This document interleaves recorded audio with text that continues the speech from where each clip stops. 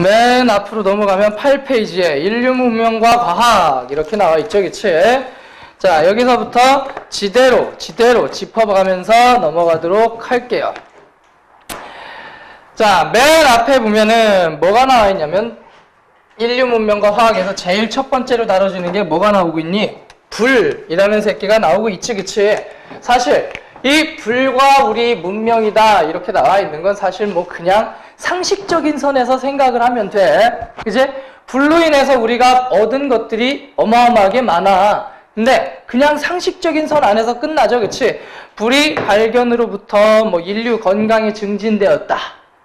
그 다음에 이 인류 건강 증진의 이후에 뭐 추위로부터 보호받을 수 있었다, 익혀 먹을 수 있었다, 그래서 전염병이 예방될 수 있었다. 당연한 얘기지, 그치?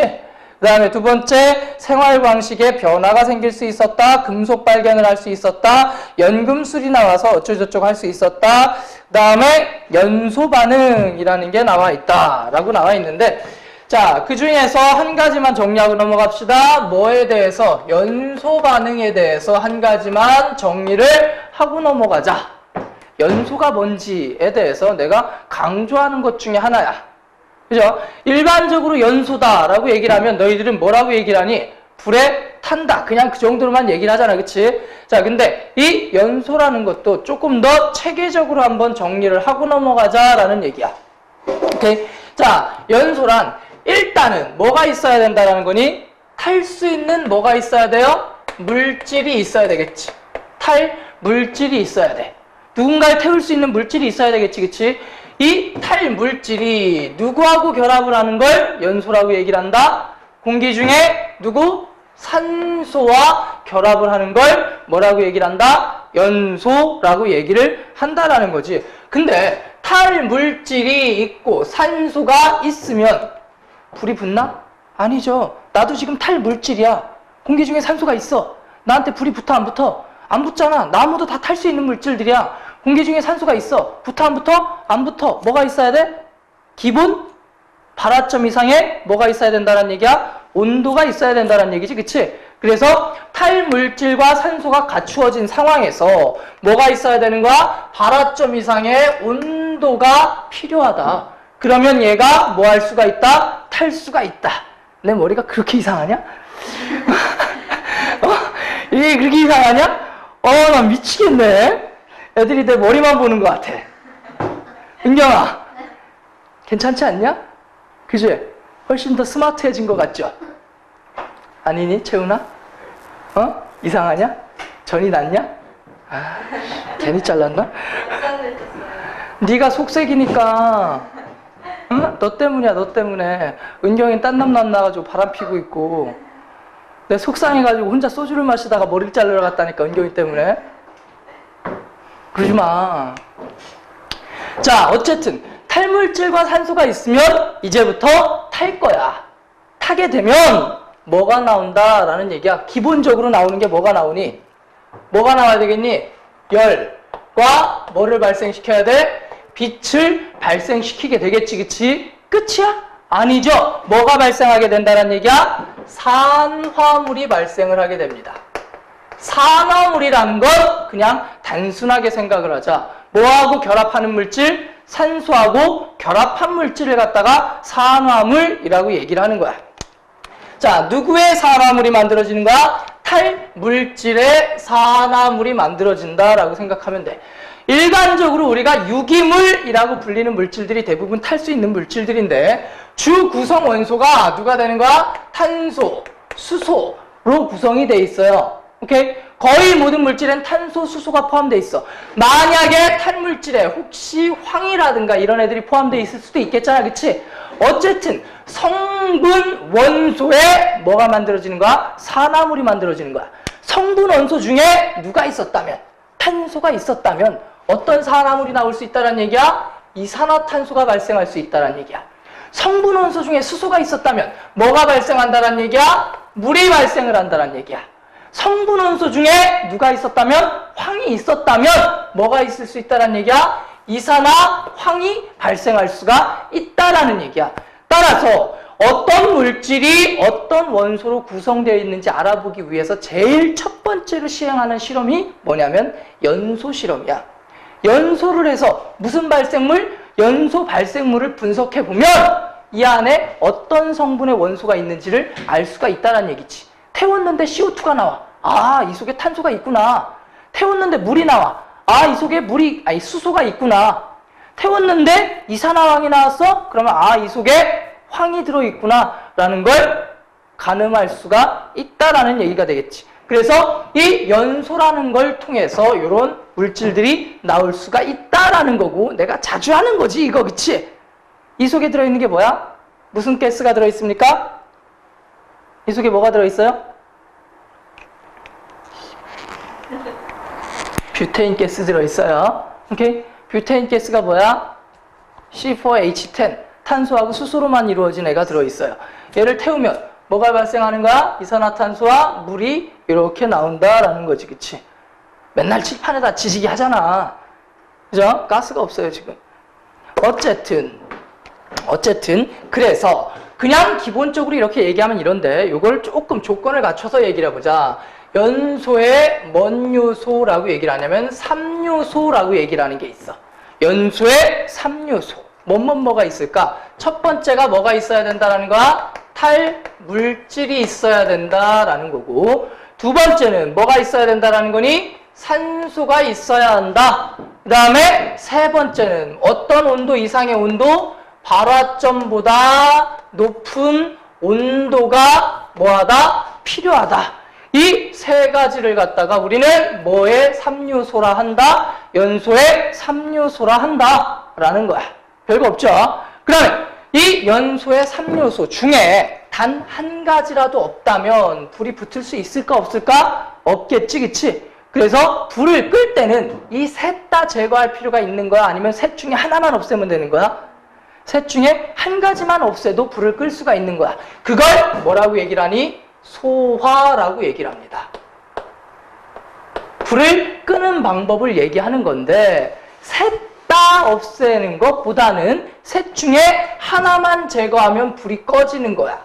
그래서 소화의 방법에는 여러 가지 방법이 있는데, 뭐를 제거하는 방법? 탈물질을 제거하는 방법, 그 다음에 산소를 제거하는 방법, 혹은 온도를 낮추는 방법. 이 셋 중에 한 가지 방법만 이용해도 뭐 할 수가 있다는 얘기야? 불을 끌 수가 있다라는 얘기야.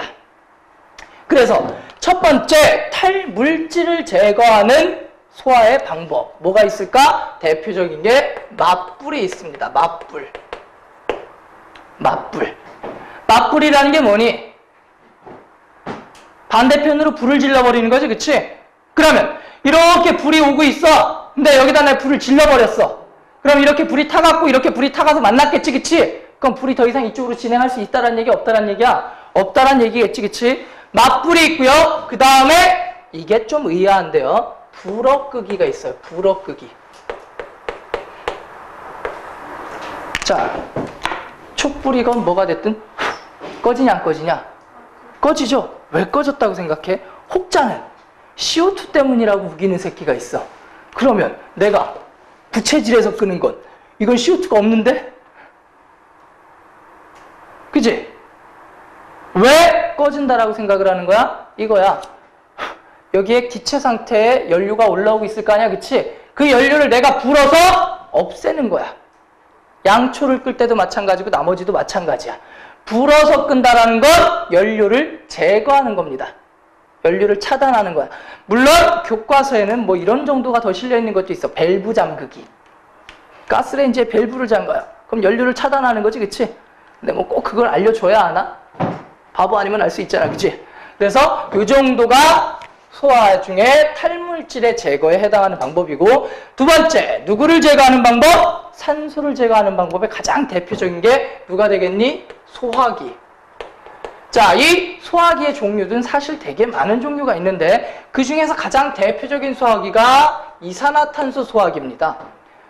훅 하고 뿌리면 뭐가 발사되는 거야? CO2가 발사되는 거야. 근데 이 CO2라는 아이는 밀도가 크다 작다? 큽니다. 근데 안 타요. 바닥에 깔아앉아 버립니다. 그래서 바닥에 있는 산소를 위로 밀어 올려 버리지. 그래서 끌 수 있는 거야. 만약에 천장에 불이 났어. 근데 여기다 뿌려봐야 불 안 꺼진다는 얘기야. 왜? CO2는 깔아앉으니까. 무슨 말인지 아시겠죠? 자, 그 다음에 덮기. 이불을 덮는다, 흙을 덮는다, 뭘 덮는다. 어쨌든 덮어서 끄는 경우 누구를 제거하는 거야? 산소를 제거하는 거야 라고 생각하시면 될 거야. 자, 그 다음에 발화점 이상의 온도를 낮추는 방법. 대표적인 게 뭐가 물 뿌리기. 이 물을 뿌리게 되면 물이 어떻게 되니? 열기에 의해서 뭐가 돼요? 기화가 돼요. 물이 기화될 때, 물이 증발될 때는 주변의 열을 흡수합니까? 열을 방출합니까? 흡수하겠지, 그치? 그래서 온도가 내려가게 됩니다. 이 물을 뿌리는 게 온도를 낮추는 방법이라는 거 꼭 기억을 해 두시는데 딱 하나. 이게 예전에 진짜 나온 적이 있어. 어디에서? 탈물질에 제거해서 물이 있습니다. 뭐냐면 알코올에 의한 화재. 알코올하고 물은 섞이니 안 섞이니? 섞이죠, 그치? 이런 거야. 70%짜리 바카디에 불이 붙었어. 물 넣었더니 소주 됐어, 20%짜리. 소주에는 불이 안 붙어요. 희석이 되니까. 그러니까 알코올에 의한 화재에는 뭐를 뿌려도 된다는 얘기야? 물을 뿌려도 된다는 얘기야. 근데 기름에 의한 화재에다가 물 뿌리면 어떻게 될까? 기름이 물 위로 떠올라오겠지, 그치? 그래서 원래는 기름이 이렇게 있었을 텐데 밑에다 물을 뿌려버리면 기름이 이렇게 쫙 펴져버린다고. 그래서 오히려 불이 더 활활 타오를 수가 있게 돼. 아무데나 물 뿌리면 뭐 됩니다. 그럼 전기에 의한 화재에다가 물 뿌리면 어떻게 될까? 바닥에 있는 물을 밟고 죽어버리는 수가 있어, 사람들이. 감전돼서. 그래서 물 뿌리는 건 좀 조심해라 라는 거 한 가지 생각을 해두시면 되겠습니다. 그래서 연소는 더 이상 얘기할 거 없어. 연소는 더 이상 얘기할 거 없어. 요 정도로 알아두시면 되겠고요. 자, 그 다음에 나오는 게 뭐냐면은 금속의 이용이야. 금속의 이용. 우리 인류가 금속을 계속해서 사용을 해왔잖아, 그치? 언제부터 썼을까? 어떤 금속을 한번 고민해보자라는 얘기야.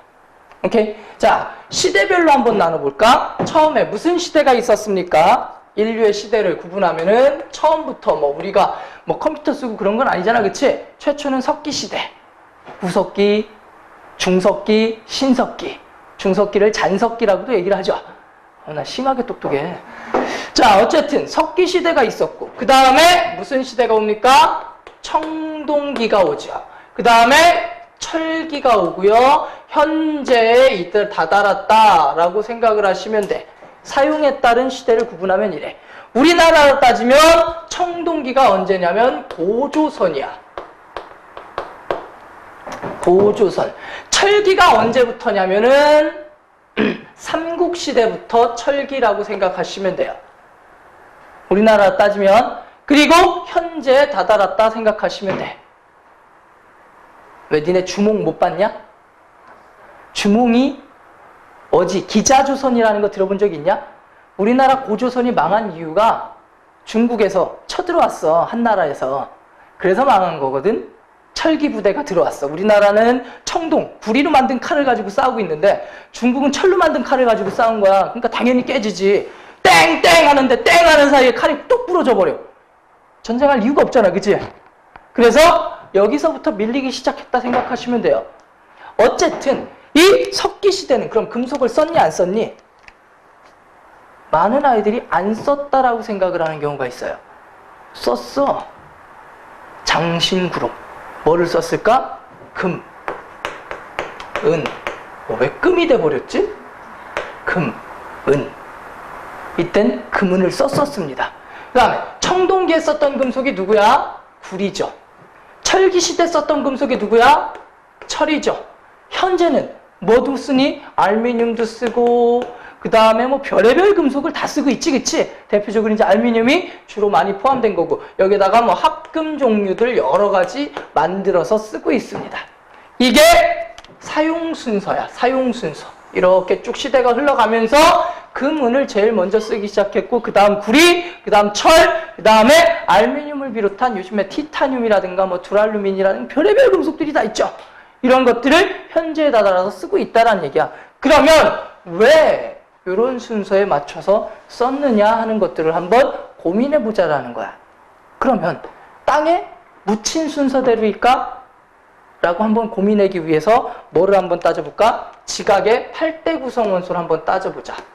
지각의 몇 대 구성원소? 8대 구성원소. 땅에 묻힌 순서대로 한번 따져보자라는 얘기야. 이거 얘기한 적이 있어요. 지각의 8대 구성원소. 어떻게 얘기했었니?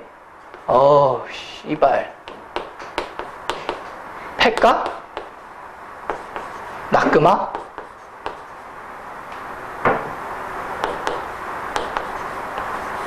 이게 지각의 8대 구성원소입니다. 앞에서부터 순서대로 많은 거야. 얘가 제일 많아, 산소가. 규소가 그 다음 많아. 이 순서대로 많은 거야. 오, 씨발, 패까? 낙금아라는 애가 쪽발이 새끼야. 재수없는 새끼지. 맨날 낚는 새끼, 낙금아. 이 새끼를 팰까? 오, 씨발, 패까, 낙금아. 이게 지각의 8대 구성원소인데, 땅속에 묻혀있는 매장량 순서대로 따지면은 요렇다라는 얘기야. 이 중에 금속만 먼저 생각을 해보자. 금속 중에 제일 많은 게 누구야? 알루미늄이야. 땅에 제일 많은 게 누구라는 얘기야? 알루미늄이란 얘기야. 근데 알루미늄은 제일 나중에 썼네. 심지어 구리는 있지도 않아. 금은 있지도 않아. 은도 있지도 않아. 근데 얘네들을 제일 먼저 썼어. 뒤에 썼어. 뒤에 썼어. 뒤에 썼어. 왜 그러냐 이거야. 가장 큰 이유가요. 무슨 순서대로 쓴 거냐면 반응성 순서대로 쓴 겁니다. 위로 올라갈수록 녹이 슬어 안 슬어? 위로 올라갈수록 녹이 없는 아이들이야. 부식이 잘 되는 아이들이 안 되는 아이들이야? 부식이 잘 안 되는 아이들이야. 부식이 잘 안 된다는 얘기는 산화가 잘 안 되는 아이들이야. 그죠? 그러면 위로 올라갈수록 반응성이 크다란 얘기야? 작다란 얘기야? 반응성이 공기하고의 산소와의 반응을 잘 하는 애들, 잘 안 하는 애들, 반응을 잘 안 하는 애들. 반응성이 낮은 아이들부터 반응성이 높은 아이 쪽으로 써왔다라는 얘기야. 그 이유는 얘네들은 땅속에 거의 순수한 상태로 존재를 합니다. 땅을 파서 금이 나왔어. 금덩어리야. 이건 그냥 바로 쓸 수 있는 금덩어리야. 왜? 부식되지 않으니까. 근데 얘네들부터는 무슨 상태로? 산화된 상태로 존재를 하더라 이거야.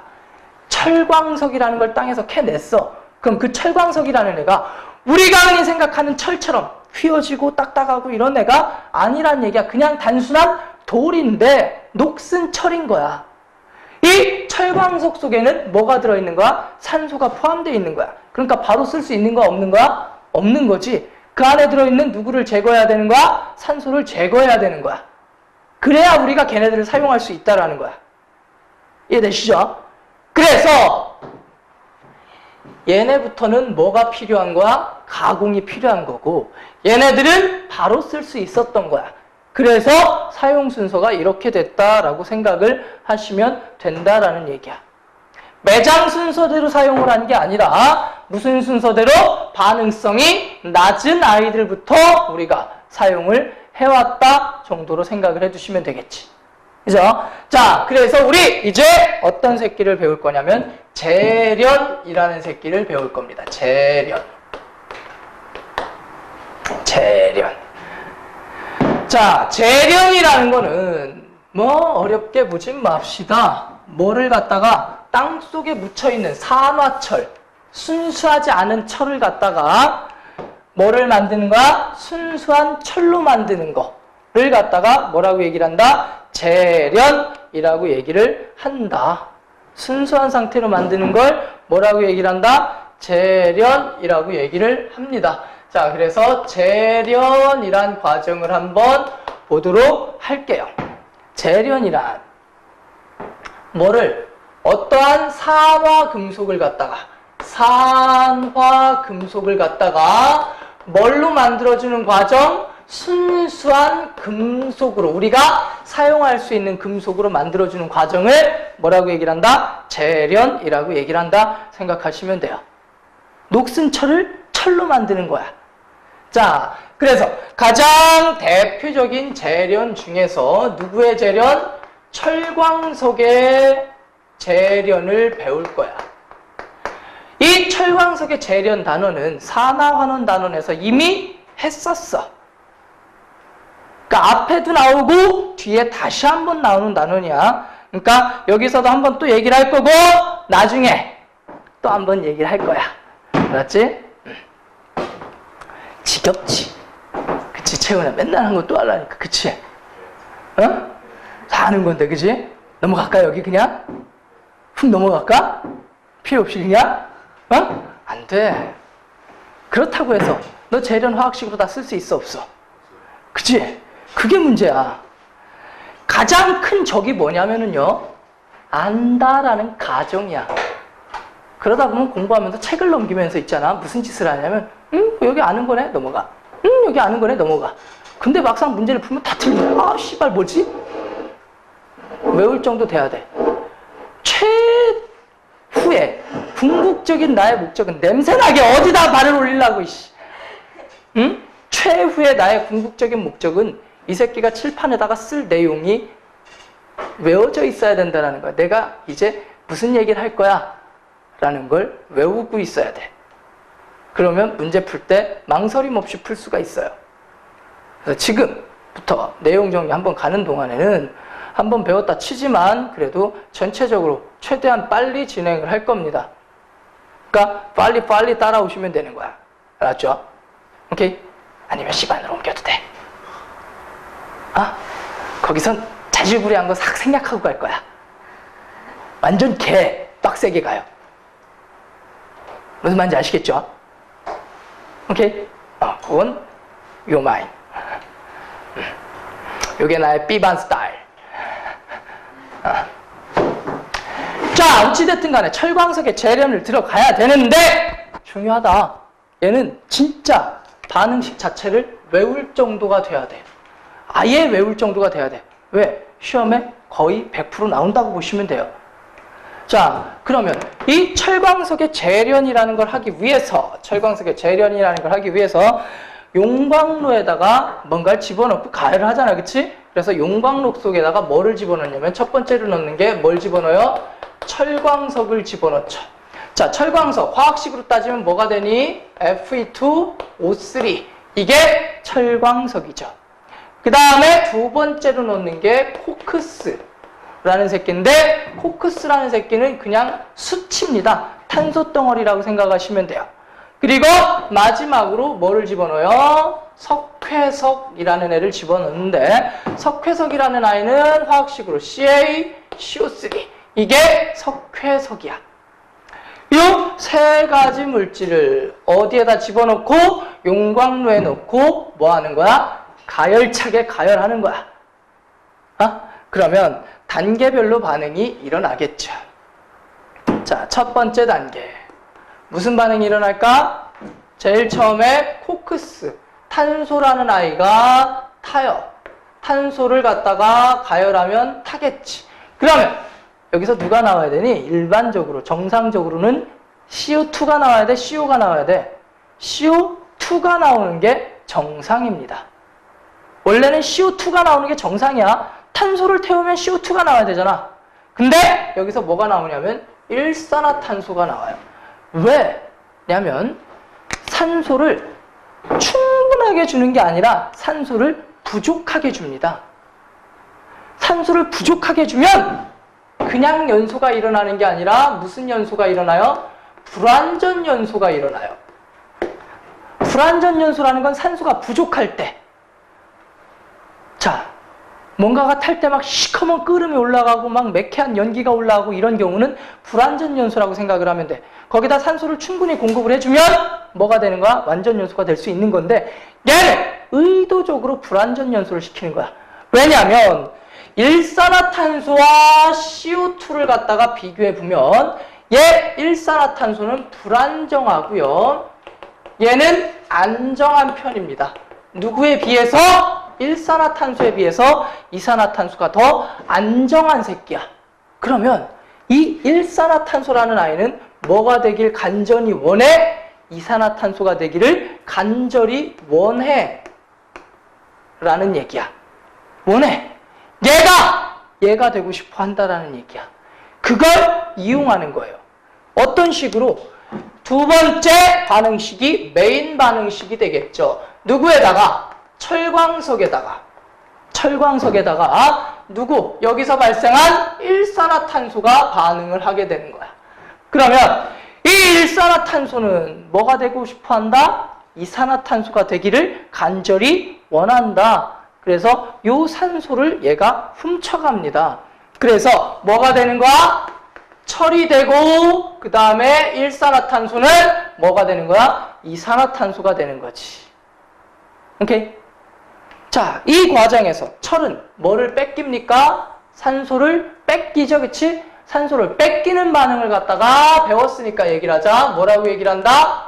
환원이라고 얘기를 하죠, 그치? 그 다음에 얘는 산소를 뭐하고 있습니까? 얻고 있지, 그치? 따라서 산소를 얻는 반응이니까 일산화탄소는 여기서 뭐가 되는 거야? 산화가 되는 거지. 내가 산화되는 새끼를 무슨 제라고 얘기를 한다? 환원제. 여기서 일산화탄소는 뭘로 작용한 새끼야? 환원제로 작용한 새끼야 정도 알아두시면 될 거야. 됐죠? 그러면 이제 마지막 한 가지 남은 게 뭐가 있어? CaCO3, 탄산칼슘이야. 우리는 지금 여기서 원하는 철을 얻었어. 이미 철을 얻었어. 라고 생각을 할지 모르겠지만 한 가지 빼먹은 게 하나 있어요. 뭐냐면 이거야. 이걸 빼먹었어요. 자, 뭐냐면 땅속에 묻혀있는 가장 많은 게 뭐야? 산소하고 규소지, 그치? 이 산소와 규소가 땅속에 어떤 상태로 존재하냐면 SiO2, 얘를 갖다가 무슨 광물이라고 얘기를 한다? 규산염 광물이라고 얘기를 합니다. 유리의 주성분이 되는 아이고요. 모래알갱이를 보든 뭐를 보든 반짝반짝거리는 성분들이 있지, 그치? 그건 다 뭐라고 생각하시면 돼? 규산염 광물이다 라고 생각을 하시면 돼. 땅속에 제일 흔한 거야. 따라서 철광석 속에도 이 규산염 광물이 들어있다, 안 들어있다? 들어있다. 이 규산염 광물을 제거해야 된다. 누구를 이용해서? 석회석을 이용해서. 그래서 석회석의 반응식 세 번째 들어가 볼게요. 자, CaCO3, 탄산칼슘, 얘가 석회석인데 얘를 가열합니다. 그러면 뭐가 나오니? CaO 더하기 CO2가 발생을 해요. 무조건 탄산 찌끄레기, 탄산자가 들어간 새끼한테 뭔가 짓을 하잖아? 그러면 무슨 기체가 발생한다고 생각해? CO2 기체가 발생한다라고 생각을 해. 그냥. 오케이? 그래서 이렇게 반응이 일어나게 돼요. 됐지? 그러면 이때 중요한 건 누구냐면 CaO라는 아이, 산화칼슘이라는 아이가 누구랑 반응하는 거야? SiO2랑 반응합니다. 이 SiO2가 뭐야? 규산염 광물이 되겠지. 규산염과 반응해서 뭐가 만들어지냐면 CaSiO3. 얘를 갖다가 뭐라고 얘기를 하냐면 슬래그라고 얘기를 하고요. 이 슬래그를 만들어서 뭐를 제거한다? 규산염 광물을 제거한다라는 건데 자, 1번하고 2번은 산화환원 반응입니다. 1번하고 2번은 무슨 반응이 되니? 산화환원 반응이 되지, 그치? 근데 얘는 산화환원 반응이 될까 안 될까? 안 돼요. 이건 중화 반응입니다. 나중에 다시 얘기를 할 겁니다. 얘는 중화 반응이야. 왜? 얘는 무슨 산화물이야? 금속 산화물이야? 비금속 산화물이야? 금속과 산소가 결합하고 있는 거지, 그치? 금속 산화물은 무슨 성 취급한다? 염기성 취급한다. 비금속 산화물은 무슨 성 취급한다? 산성 취급한다. 따라서 중화 반응의 일부가 된다라는 거야. 금속 산화물과 비금속 산화물이 만나는 거기 때문에. 따라서 이 4번 반응식은 산화환원 반응에 해당한다, 안 한다?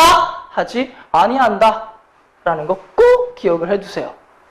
오케이? 그 다음에 또 하나 알아두셔야 되는 게 이 용광로를 보면은 용광로의 제일 아랫부분에서 누가 나오고 있습니까? 선철이라는 아이가 나오고 있고요.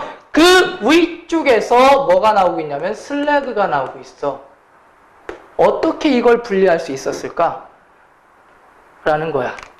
자, 무슨 차이에 의해서? 밀도 차에 의해서 선철이 밀트로 내려가는 거고요. 슬래그가 그 위쪽에서 떠서 나오게 된다.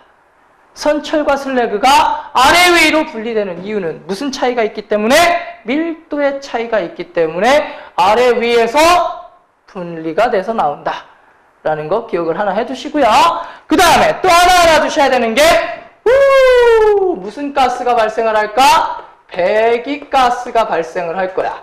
이 배기가스에 포함되어 있는 아이들이 누가 있을까요를 한 번만 생각해보자. 배기가스에 산소 있을까 없을까? 없겠죠. 왜? 산소가 계속 쓰이잖아, 그치? 산소는 없을 거야. 그러면 누구는 있을까? 질소는 있겠지. 왜? 공기 중에 70%가 질소야. 들어갔다 그냥 나올 거 아니야, 그치? 그 다음에 누구 나올까? 이산화탄소 나오겠지. 여기서도 CO2 나오지? 여기서도 누구 나오니? CO2 나오지. 그리고 일부에 일산화탄소가 있을 수 있겠지. 그죠? 따라서 배기가스의 성분에는 이런 아이들이 포함될 수가 있겠다라는 얘기야. 됐어? 자, 그리고 나서 철을 갖다가 선철, 연철, 강철 뭐 이런 식으로 분류해서 얘기도 하긴 하는데 그거는 빼고요. 그건 빼고요. 이제 뭐로 들어갈 거냐면 암모니아의 합성으로 들어갈게요. 참 여기 인류의 문명과 화학 여기는 참 그래. 참 많은 내용이 들어있어요. 응? 자, 그 다음 뭐에 대해서 들어간다고요? 암모니아의 합성에 대해서 들어가 보도록 합시다.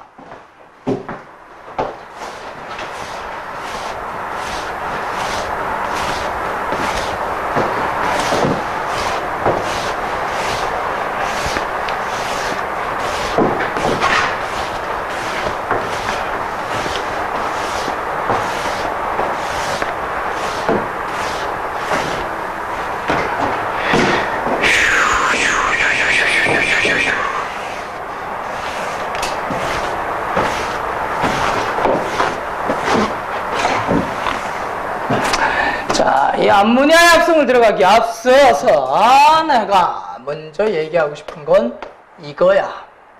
얘 이름이 뭐니? 얘 이름이 뭐니? 질소죠, 질소. 이 질소라는 아이의 특징 몇 가지만 짚고 가자. 오케이? 질소라는 아이의 특징 몇 가지만 짚고 갑시다. 자, 첫 번째, 대기 중에 우리가 대기에서 숨 쉴 때 몇 퍼센트? 78%가 질소입니다. 존엔 많아. 완전 많아. 내가 후 하고 뱉을 때 제일 많은 게 누굴까? 이산화탄소. 아니야.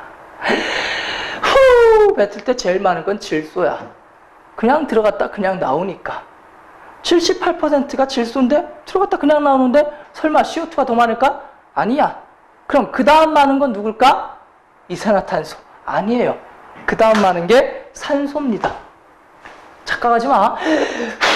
뭐가 제일 많아? 입냄새가 제일 많아. 아우 토할 것 같죠? 방금 전에 밥 먹었어요. 니네 올 때. 자, 뭐가 나와? 산소가 더 많아. 왜 그러냐면 산소가 21%예요. 이산화탄소가 0.03%고 원래 대기 중에서 차지하는 비율이 CO2가 워낙에 낮아. 그래서 산소가 흡수되지만 흡수되지 못한 산소가 훨씬 더 많다라는 얘기야. 그럼 CO2가 많다라는 얘기는 뭐를 의미하는 걸까? 대기 중의 CO2 농도보다 날숨의 CO2 농도가 높다라는 거지. 절대로 들이마실 땐 산소가 많고 내뱉을 땐 이산화탄소가 많고가 아니라는 거야. 상대적인 거야. 들어갈 때보다 나올 때 CO2 농도가 높아져서 나온다라는 거야. 그냥 참고적으로 얘기를 한 거야. 어쨌든 대기 중에 78%가 누구니? 질소야. 근데 이 질소라는 아이는 몇 중 결합을 하는 아이니? 왜 분필이 이 나이? 몇 중 결합을 하는 아이야? 3중 결합을 하는 아이죠. 그래서 매우 안정합니다. 매우 안정해요. 안정하다라는 얘기는 무슨 말일까? 질소가 안정하다라고 얘기를 해요. 무슨 말일까? 안정하다라는 얘기는 이 N2라는 상태에서 누군가하고 결합을 하거나 아니면 이 N2라는 상태가 쪼개진다거나 하는 현상이 쉽게 일어난다는 얘기야? 쉽게 안 일어난다는 얘기야? 쉽게 일어나지 않는다라는 얘기야. 그래서 N2라는 이 질소의 상태는 애지간해선 변하지 않는다. 그래서 최초의 지구가 형성되고 나서 얼마 뒤에 이제 대기 조성 성분이 어느 정도 형성이 되었을 때 이후로 태초부터 지금까지 질소의 구성 비율은 거의 변해왔다, 변하지 않았다? 변하지 않았다. 왜? 매우 안정하기 때문에. 마셔도 내 몸에 흡수가 안 된다. 왜? 매우 안정하기 때문에. 매우 안정하기 때문에 이런 현상들이 일어날 수가 있는 거야. 자, 근데 세 번째, 질소의 끓는 점이 볼링 포인트가요. 영하 196도씨입니다. 끓는 점이 몇 도씨라고요? 영하 196도씨야. 그러면 낮은 편일까 높은 편일까? 어마어마하게 낮은 거야. 그럼 액체 질소는 최소 영하 196도씨 이하라는 얘기야. 근 영하 200도 근처라는 얘기야. 그럼 액체 질소 속에다 너희들을 빠뜨리면 어떻게 될까? 숨도 못 쉬고 얼어붙어 있겠지. 그지? 그렇게 만드는 게 뭐야? 냉동인간이야. 있을까 없을까 냉동인간이? 있어. 세계 각지에 냉동으로 보관되고 있는 사람들이 있습니다. 다만 깨우는 방법을 찾지 못했을 뿐이야. 재우는 것까지는 해놨어. 근데 깨우는 방법을 못 찾아서 아직 안 깨우고 있어요. 나중에 혹시 깨우는 방법이 개발되면 그 사람들을 깨울 수도 있겠지만 아직은 아니다 라는 거야. 그 다음에 네 번째 질소의 특징은 요게 중요한 거야. 뭐의 주성분이다? 단백질의 성분 원소가 질소입니다. 누구의 성분 원소가 질소라고요? 단백질의 성분 원소가 질소야. 그러면 이 단백질이라는 아이가 없으면 우리가 살 수 없는데 이 단백질을 만들려면 누가 있어야 된다는 거야? 질소가 있어야 된다는 얘기야. 이 단백질은 우리 몸의 효소라든가 아니면 호르몬이라든가 기타 등등 생명 현상에 꼭 필요한 아이니 아니면 필요하지 않은 아이니 꼭 필요한 아이지, 그치? 얘네들의 주성분이야. 그래서 꼭 있어야 되는 아이야. 단백질이 없으면 인간은 존재할 수가 없는 거야. 그리고 단백질을 합성하기 위해선 누구를 꼭 섭취해줘야 되는 거야? 질소를 섭취해줘야 되는 거야. 그러면 질소 맛있다 하냐? 안 하지, 그치? 왜? 매우 안정하거든. 그래서 사람은 얘가 꼭 필요하지만 그냥 먹을 수는 없습니다. 그냥 먹을 수는 없어요. 그래서 동물은 질소를 무조건 100% 누구로부터? 식물로부터 얻습니다. 혹은 다른 동물로부터 얻어요. 내가 질소를 얻는 방법은 콩을 먹든가 아니면 채은이를 잡아서 회쳐 먹는 방법이 있겠죠. 맛있겠지. 육회 좋아하냐 니네?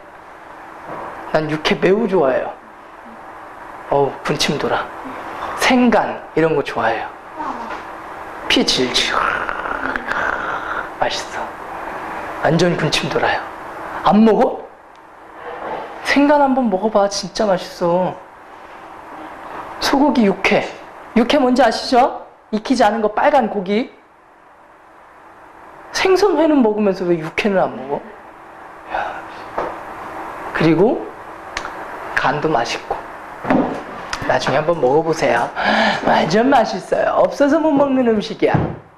개 맛있어. 필요하다는 얘기야. 사람 뭐가? 단백질이 있어야 돼. 질소가 있어야 돼. 근데 공기 중에서 직접 섭취가 안 되니까 태어나. 씨발 내가 그러지 말랬지 이제. 그제? 자세부터 호주머니 손 빼고. 씨발 책도 안 가져온 주제에 자세도 존나 삐딱하고 필기도 안 하고 말이 많다. 그치? 닥치고 들어좀 제발. 플리즈 부탁이니까.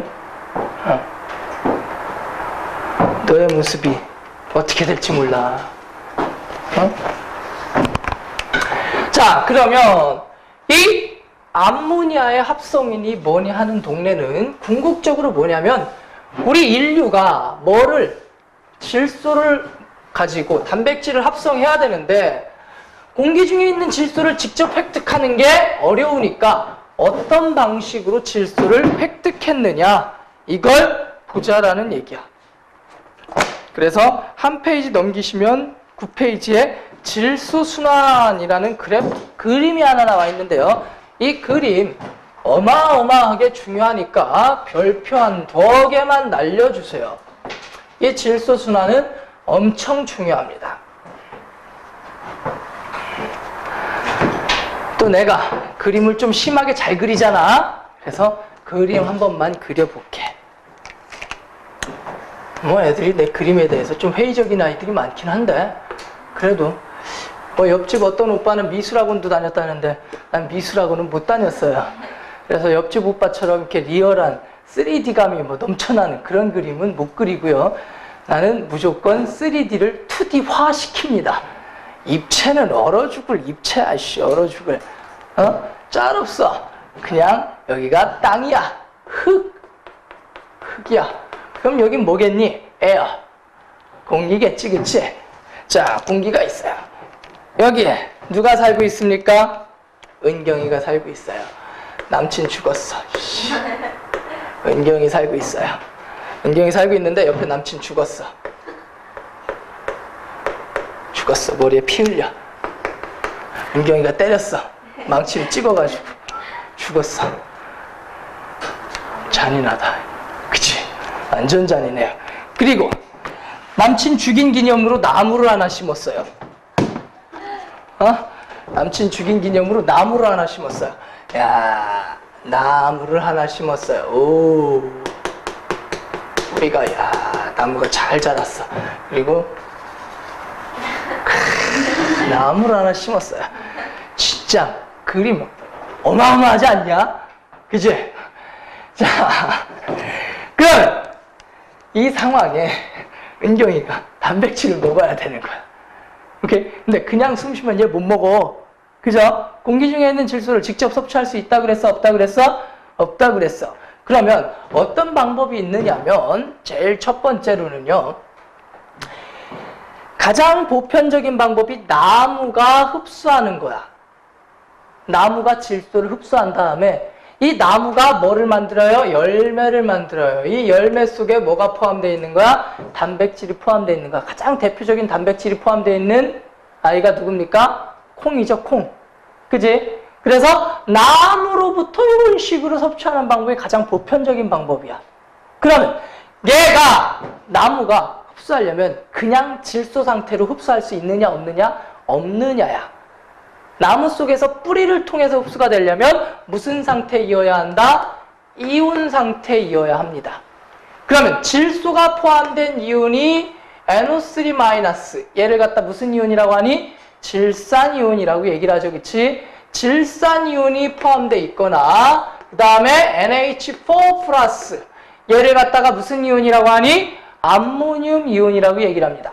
질산염이나 암모늄 이온이 포함되어 있는 상태의 수용액을 물에 녹아있는 상태를 흡수해서 이런 식으로 해서 이렇게 순환이 된다라고 생각을 해야 돼.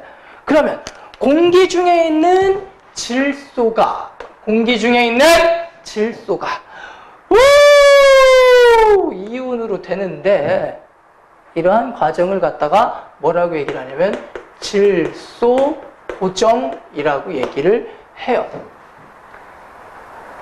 자, N2라는 분자 상태의 질소를 갖다가 흡수할 수 있는 이온 형태로 바꿔주는 과정을 갖다가 뭐라고 얘기를 한다? 질소 고정이라고 얘기를 합니다.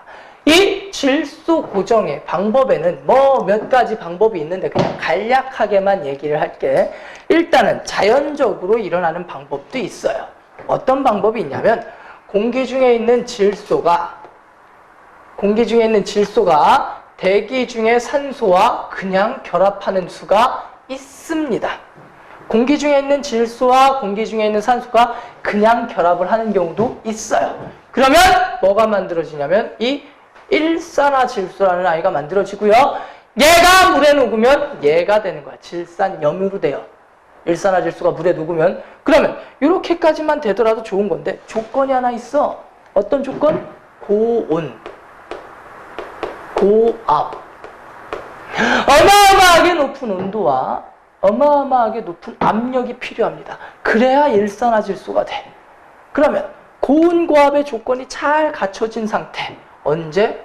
벼락이 칠 때. 뻥! 벼락이 칠 때. 혹은 자동차의 엔진룸 내부에서 이러한 반응이 일어날 수가 있어요. 그래서 이 일산화질소가 물에 녹아서 이렇게 가는 방법이 일어날 수가 있고요. 그 다음에 두 번째는 어떤 박테리아라는 애가 있냐면 뿌리혹 박테리아라는 애가 있어요. 자, 이거는 모든 식물에게 있는 박테리아는 아니고요. 콩과의 식물. 완두콩, 강낭콩, 먼콩, 멍콩. 실제로 시골에 가서 콩 있으면 니네 콩 본 적 있냐? 못 봤냐? 콩은 나무야, 나무. 사과나무만 해요, 콩나무가. 엄청 커요, 콩나무가. 콩이 막 주렁주렁 열리는 거야. 이걸 따먹는 거야. 못 봤지? 콩나무 한 번도?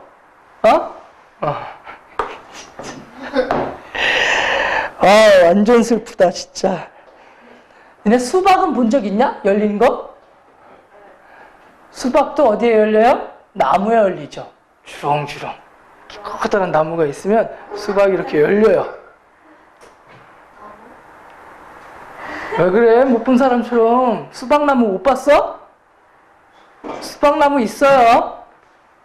못 봤구나. 호두는 본 적 없지? 호두는 이렇게 땅에서 이렇게 기어다니면서 호두가 이렇게 열려요, 막. 그 땅 파면 호두가 나오거든? 진짜. 니네 지금 나의 말이 어디까지가 진실이고 어디까지가 거짓인지 지금 막 왔다 갔다 하죠, 그치? 슬퍼. 도시에서 태어난 아이들이 이래. 콩은 요만해요. 난쟁이 똥자루만해요. 그냥 풀 같은 거야, 풀 같은 거. 콩나무가 어딨니? 콩나물이 있지. 콩을 이렇게 뽑아야 그냥 손으로 뽑혀. 콩을 이렇게 뽑아보면 여기에 혹이 나 있어. 실제로 이렇게 막 이렇게 주렁주렁 혹 같은 게 이렇게 달려 있어. 걔가 뿌리혹 박테리아야. 이 속에 뿌리혹 박테리아라는 애가 들어있어. 얘 뿌리혹 박테리아가 무슨 짓을 하는 거냐면 화학식은 몰라도 돼요. 뭐를 갖다가 공기 중에 있는 질소를 갖다가 이런 형태로 직접 바꿔주는 역할을 합니다. 그래서 콩과의 식물을 심으면 별도의 비료라든가 이런 거 없이 공기 중에 질소를 가지고 스스로 질소 합성을 한다라는 얘기야. 좋은 거지, 그치? 그래서 실제로 시골에서 농사를 짓다가 뭐 인삼 같은 걸 심었어. 그럼 땅속에는 영양분이 쪽 빨리 올라갔을 거 아니야, 그치? 그럼 그 다음에는 콩을 심어요. 콩이 지력을 회복하는데 되게 많은 도움을 준다라고 얘기를 하기 때문에 돌려짓기를 한 종류의 작물만 계속 심으면 그 작물에 필요한 영양분이 계속 빨리 올라가잖아, 흙으로. 그러니까 올해는 이 농사가 잘 됐지만 다음에는 이게 잘 안 될 수도 있다고. 그래서 돌려짓기라는 걸 하는데 이때 사이사이에 콩을 돌려짓기를 많이 합니다. 콩 심었다, 깨 심었다, 콩 심었다가 호박 심었다, 콩 심었다, 뭐 심었다, 콩 심었다, 뭐 심었다, 콩 심었다, 뭐 심었다, 콩 심었다, 고추 심었다. 고추는 본 적 있지? 나무. 큰 나무. 고추 따려면 사다리 타고 올라가서 고추 따야 돼요. 완전 커가지고 나무가. 우리 집에 고추나무 한 10그루 있거든. 장난 아니야. 고추 따는 날 되면 막 허리 부러지고 막 고추 따다 떨어지고 막 그래, 사람들. 벼나무도 한 30그루 있고요. 시골집에. 보리나무는 다 캐버렸어. 벼나무만 남았고요, 지금. 벼나무 한 30그루 있어요. 그래서 호두는 어디서 열려요? 호두는 땅 파면 밑에 있어요. 감자 고구마처럼. 나무잖아요.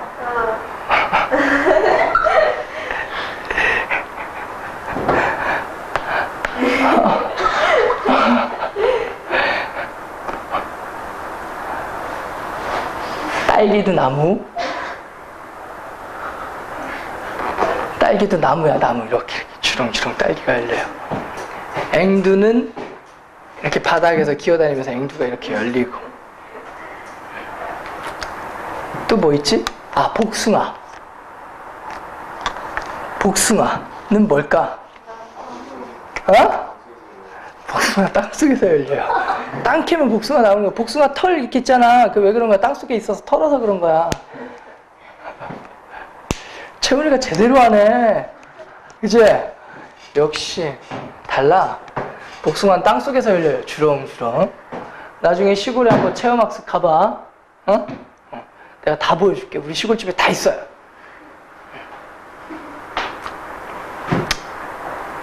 그래. 도라지도 나무. 도라지는 이렇게 큰 나무가 있어요. 그 땅을 파가지고 여기 부분 잘라서 먹는 거야. 도라지 본 적도 없지? 그래. 도라지, 백도라지. 문제가 좀 있어, 그지? 자, 어쨌든 질소가 이런 식으로 돼서 이온 형태로 해서 들어가고, 이걸 동물이 먹고, 동물이 먹은 다음에, 아까 이게 은경이었고, 이게 은경이 남친이었지, 그치? 은경이가 맛있게 처목처목 한 다음에 뭐를 싸요? 똥을 싸요. 아우, 냄새나. 똥을 싸요. 똥이 땅속으로 또 이렇게 흡수되는 거야. 똥만 싸고 오줌도 싸겠지, 그치? 다 싸요. 그리고 남자친구 죽었어요. 살은 다 발라 먹었어요. 죽었으니까 이제 썩겠지, 그치? 썩어서 또 이렇게 들어가, 땅속으로. 야? 오케이? 배변, 배뇨, 시체, 사체 뭐 이런 것들이 썩어서 또 질소, 이온, 이런 이온 형태로 해서 들어가고, 이런 식으로 해서 들어가기도 하고 하는 거고, 그 다음에 이 이온 형태에 있는 질소가 대기 중으로 가는 경우도 있어. 어떤 박테리아라는 게 있냐면 탈질소 박테리아라는 애가 있거든요. 자, 이 탈질소 박테리아라는 아이는 이온 형태의 질소를 갖다가 대기 중에 그냥 공기 중에 질소 상태로 날려버리는 애를 갖다가 뭐라고 얘기를 한다? 아, 탈질소 박테리아라고 얘기를 한다라는 거고, 여기 나와 있는 그림이 대략 이 정도의 내용을 설명하고 있다라는 거야. 그러면 우리에게 질소는 어마어마하게 중요한 아이다. 그래서 이 질소라는 아이를 식물한테 많이 줘야 되는데, 이런 식으로 자연적으로 질소를 얻는 데에는 뭐가 있더라? 한계가 있더라. 그래서 비료를 만들어야 되겠다. 뭐가 포함된? 질소가 포함된 비료를 만들어야 되는데, 이 질소 비료를 만드는 공정을 갖다가 하버-보슈법을 이용해서 질소를 만든다라고 얘기를 합니다. 이 하버-보슈라는 새끼는 한 새끼가 아니고요, 두 새끼입니다. 하버 따로, 보슈 따로 생각하시면 돼요. 중요한 건 아니고요. 어쨌든 이 하버-보슈법이라는 게 공기중에 질소와 수소를 합성하는 거야. 수소와 질소를 합성하는 거야. 그래서 N2와 H2를 갖다가 합성을 해야 되는데, 아까 얘기했다시피 질소 자체가 매우 안정하기 때문에 그냥 일어날까 안 일어날까? 그냥은 안 일어나겠지. 높은 온도와 높은 압력을 이용해서 조절해서 뭐를 합성하는 거야? 암모니아를 합성해서 이 암모니아를 가지고 비료를 만드는 거죠. 그래서 질소와 누구를 합성하는 거야? 수소를 갖다가 합성하는 거야. 그래서 뭘 만드는 거니? NH3 암모니아를 만드는 거야. 계수 맞춰봐요. 여기 2, 그러면 여기 얼마? 3, 여기는 그대로 해주면 이렇게 만드는 걸 하버-보슈법이라고 얘기를 하고, 이걸 가지고 질소 비료를 만들었고, 이 질소 비료가 농업혁명이다라고 얘기를 합니다. 이 질소 비료가 개발되기 전까지만 해도 농산물이 잘 안 됐어. 그냥 땅이 늙으면 지력이 쇠퇴하면 1년 쭉 쉬기도 하고 막 그랬었어요. 옛날에는. 근데 요즘엔 땅을 놀리는 일이 없지. 계속 뭔가를 심어서 또 기르고 또 기르고 또 기르고 한다고. 왜? 비료를 주면 되니까. 근데 옛날에는 비료를 못 주니까 땅이 스스로 지력을 회복하기까지 시간이 걸리고, 그래서 1년 농사 짓고 1년 쉬고 막 이런 식의 작물, 농작물을 키우는 방법도 있고 했었어. 근데 요즘에는 그런 모든 것들에서 해방될 수 있었고, 그리고 생산량도 극대화됐다. 농업혁명이다라고 얘기를 합니다. 그래서 질소가 포함된 비료를 막 주면 애들이 막 잘 자라. 그리고 열매도 막 잘 열려. 그럼 많이 주면 어떤 사건이 발생할까? 너무 잘 자라요. 그래서 바람 불면 휙 넘어가. 그 태풍 오면 망해. 너무 많이 주는 것도 안 돼요. 시골에서 비료를 너무 많이 주는 것도 좀 거시기 하다라는 거지 뭐. 자, 그 다음에 나오는 게 이제 무슨 연료라는 게 나오니? 화석연료라는 게 나오죠. 여기까지 하고 싶게요. 알았지? 그러면 여기 단원은 끝나는 거야. 원래 여기는 내가 잘 안 하는 단원인데 왜 안 하는 단원인지는 니들이 한 번 다 배웠기 때문에 알 거야. 왜? 전 단원이 다 압축돼서 들어가 있어. 이 조그만데. 그렇지 않냐?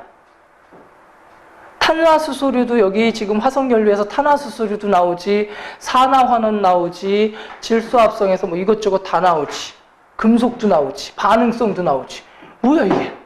이걸 왜 맨 앞에다 깔았는지 난 이해를 못하겠어. 이걸 제대로 알기 위해서는 나머지 단원들이 다 돼 있어야 이걸 제대로 알 수 있는 거거든. 어쨌든 후후후후후후후후후 오늘 수업하는 내용 중에 사소한 내용 하나도 없다. 다 중요한 내용들이니까요. 시험에 자주 출제되는 내용들이고요. 그러니까 꼭 기억을 해두세요.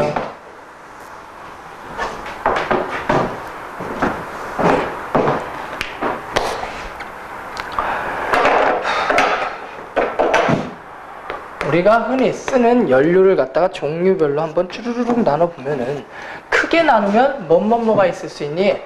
고체. 그 다음에 뭐가 있을 수 있겠니? 액체. 그 다음에 뭐가 있을 수 있을까? 기체. 연료가 있을 수가 있겠지.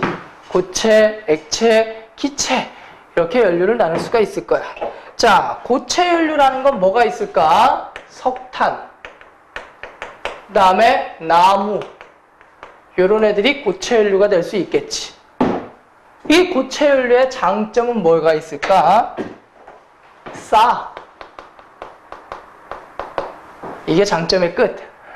그럼 단점은 뭐가 있을까? 애쉬. 재가 남아요. 그 다음에 이건 싸놓고 써야 되는 거거든. 보관. 힘들어. 창고 없는 집은 못 써. 창고가 있어야 돼, 이걸 쓰려면. 그 다음에 불완전 연소되기가 쉬워요. 고체 연료의 특징이. 왜냐하면 산소하고 접촉하기가 힘들어. 안쪽까지. 표면적이 좁기 때문에 고체 연료의 특징 자체가. 그래서 얘네들은 요즘엔 잘 안 씁니다. 왜 연탄가스 피워놓고선 죽는다라는 얘기 많이 들어봤잖아. 왜 그래? 연탄이 고체 연료거든. 그러니까 불완전 연소되기가 쉽거든. 그래서 일산화탄소가 나오거든. 일산화탄소를 마시면 죽거든. 그래서 얘네들은 위험하면서 재도 나오고 보관하기도 힘들어. 그래서 고체 연료를 잘 쓰진 않습니다. 그러면 현대에 있어서 가장 보편적으로 많이 쓰이는 연료가 무슨 연료일까? 액체 연료가 되겠지. 액체 연료의 종류는 가장 대표적인 게 뭐가 있어요? 석유가 있고요. 그 다음에 알코올도 액체 연료에 해당하겠지. 그치? 자, 얘네들은 가격은 얘네보단 조금 비싸요. 하지만 뭐 하기가 쉽습니까? 보관이 얘네들보다는 쉬워요. 근데 어차피 화석연료이기 때문에 환경오염에는 영향을 줄까 안 줄까? 영향을 주겠지, 그치? 가장 큰 문제가 뭘까? 이 석유의 가장 큰 문제. 우리나라에서 구할 수 없다라는 거야.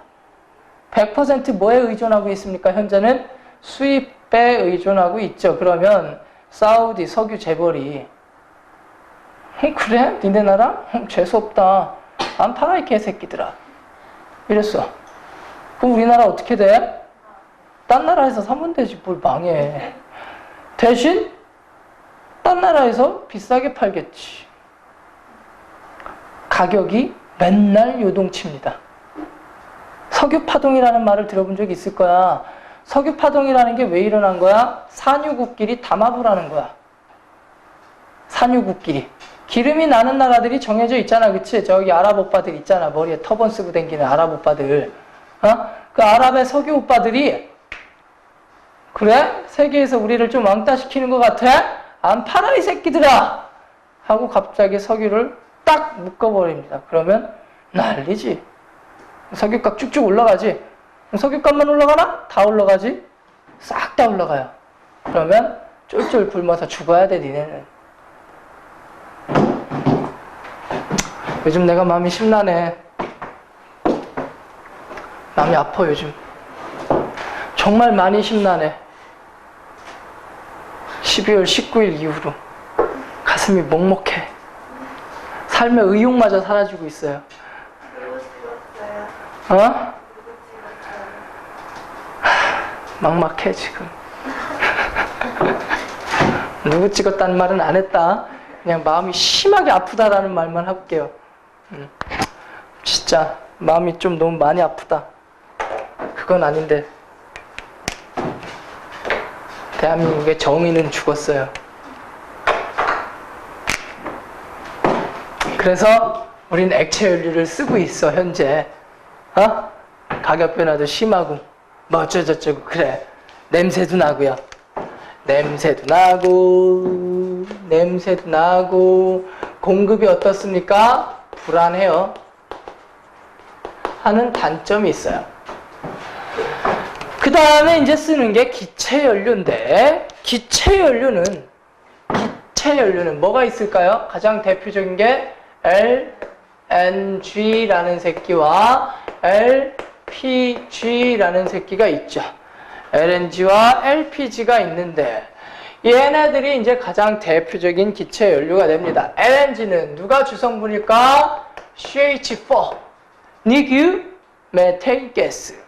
LPG는 섞은 거야. 누구랑 누구를 섞은 걸 LPG라고 하냐면 C3H8. 얘가 누굴까? 프로페인, 메프로뷰라고 얘기를 했죠, 그치? 얘는 뭐야 이름이? 프로페인 하고요. C4에 H10, 얘가 누굽니까? 뷰테인. 이 둘을 섞은 걸 갖다가 뭐라고 얘기를 하는 거야? LPG라고 얘기를 합니다. 이 LNG와 LPG 같은 경우에는 보관을 액화시켜서 보관을 해야 되는 거야. 그래서 가스통에다가 흔들어 보면 이 속에 들어있는 건 액체가 들어있잖아, 그치? 근데 흔들려, 근데 누르면 기체 상태로 날아가는 거잖아, 그치? 근데 얘를 기체 상태로 보관하려면 통이 얼마나 해야 될까? 완전 커야 되겠지, 그치? 보관하기가 쉬울까, 어려울까? 어렵겠지, 그치? 그래서 저장과 운반이 마냥 편하지는 않습니다. 불편해요. 통에 넣어야 돼. 그리고 폭발하면 다 죽어. 하지만 장점만 알아두세요. 연소 조절이 쉽다. 양을 조절하기가 쉽다는 얘기야. 불의 크기라든가 이런 것들을 조절하기가 쉽고, 그 다음에 표면적이 큽니다. 기체 상태의 연료가. 그래서 불완전 연소가 아니라 완전 연소되기가 제일 쉬운 거거든요. 그러니까 완전 연소되니까 누구하고 막 누구밖에 안 나와. CO2하고 물밖에 안 나오잖아, 그치? 그래서 청정 에너지다라고 얘기를 하지만 마냥 청정하지만은 않습니다. 라는 거죠. 그래서 이런 식으로 쓴다라는 게 이 단원의 끝이고요. 여기까지 필요한 거 쓰시고요. 10번까지 어차피 숙제 낼 거니까, 11페이지 어차피 숙제 낼 거니까 지금 풀고 싶은 사람은 풀고 계시고요. 어쨌든 난 5분. 자, 이 동네에 나와 있는 12페이지에 나와 있는 내용들을 보면은 그냥 구분하는 게 이거지. 원소, 그 다음에 뭐에 대해서 얘기하는 거야? 화합물에 대해서 얘기를 하고요. 원소와 화합물에 대해서 얘기를 하는 거고, 그 다음에 분자에 대해서 얘기를 하는 거고, 정의적인 개념이니까 그냥 알아두세요. 자, 원소라는 새끼와 화합물의 차이점, 그 다음에 원소라는 아이와 누구와의 차이점, 원자라는 아이의 차이점부터 한번 구분을 한번 지어봅시다. 오케이. 자, 원소라는 아이의 개념이 자체가 이런 개념이야. 종류의 개념입니다. 뭐의 개념이라고요? 종류의 개념이고요. 원자라는 아이의 개념은 뭐의 개념이라고 생각하면 돼? 수의 개념이라고 생각하면 돼. 무슨 말이냐면 한 종류의 원소로 되어 있다라는 얘기고, 원자라는 건 개수, 셀 수 있는 거야. 근데 원소는 셀 수 있는 말이야? 셀 수 없는 말이야? 셀 수 없는 말이야. 무슨 말인지 대략 느낌이 오시죠? 그치? 자, 그래서 원소다라는 거와 원자이다라는 말은 분명히 다른 거야. 자, 이렇게 따지면 수소라는 원소가 이렇게 있는 거고 산소라는 원소가 이렇게 있다라고 했을 때 이건 한 종류의 원소, 한 종류의 원소지만 이게 원자 한 개라고 얘기할 수는 있는 거야, 없는 거야? 없는 거지. 그치? 자, 그 다음에 화합물이라는 거는 뭐를 갖다가 화합물이라고 얘기를 할 수 있는 걸까? 몇 종류 이상? 두 종류 이상의 원소로 구성이 되어 있는 아이들을 모두 다 뭐라고 얘기를 하는 거야? 화합물이라고 얘기를 하는 거야.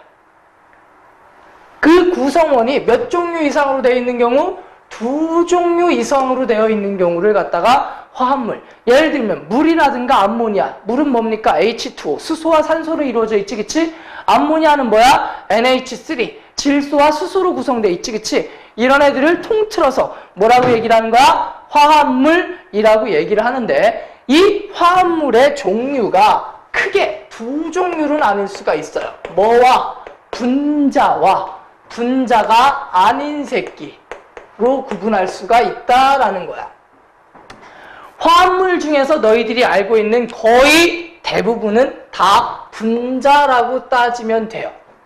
따로따로 떨어뜨려서 개수를 셀 수 있는 애들, 이런 애들을 분자라고 얘기를 해. 예를 들어서 방금 전에 얘기했다시피 물이라든가 이산화탄소라든가 혹은 암모니아 같이 여러 종류로 되어 있는 화합물로 되어 있는 분자도 있습니다만 간혹 가다가 이렇게 O2라든가 N2처럼 몇 종류의 원소로 구성된 한 종류의 원소로 구성된 분자도 있어요.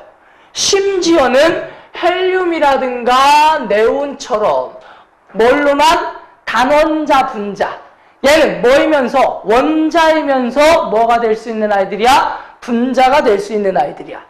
이런 종류의 분자가 존재를 한다라는 거야. 분자가 될 수 있는 아이와 될 수 없는 아이. 어떤 아이들? 규칙적인 배열을 하고 있는 아이. 규칙적인 배열을 하는 아이들은 우리가 분자라고 하지 않습니다. 가장 대표적인 분자가 될 수 없는 아이가 무슨 결합? 이온 결합을 하는 아이들이 분자라고 하지 않아. 절대로. 대표적으로 뭐가 있니? NaCl. 뭐야? 나트륨과 염소. 나트륨 하나, 염소 하나 딱 붙여놓으면 이게 소금이냐? 그게 아니라는 얘기야. 나트륨, 염소, 나트륨, 염소, 나트륨, 염소 1대1로 규칙적인 배열을 하고 있는 거. 요만큼 잡아도 소금이야. 이렇게 잡아도 소금이야. 이렇게 잡아도 소금이야. 따라서 규칙적으로 비율만을 따질 수 있는 경우를 분자가 될 수 없다라고 얘기를 해요. 그 다음에 두 번째 예시가 뭐인 애들? 금속 원소들. 예를 들면 철이라든가 알루미늄이라든가 니켈이라든가 이런 금속 원소들은 한 종류의 원소가 규칙적으로 배열이 되어 있는 거야. 그래서 얘네들도 분자라고 한다 하지 않는다? 하지 않는다라는 거고, 그 다음에 흑연이라든가 혹은 다이아몬드처럼 원자 결정이라고 얘기를 하는데, 원자 상태로 규칙적인 배열을 하는 거야. 탄소가 규칙적인 배열을 하고 이런 식으로 되는 경우를 갖다가 분자가 될 수 없다라고 얘기를 합니다.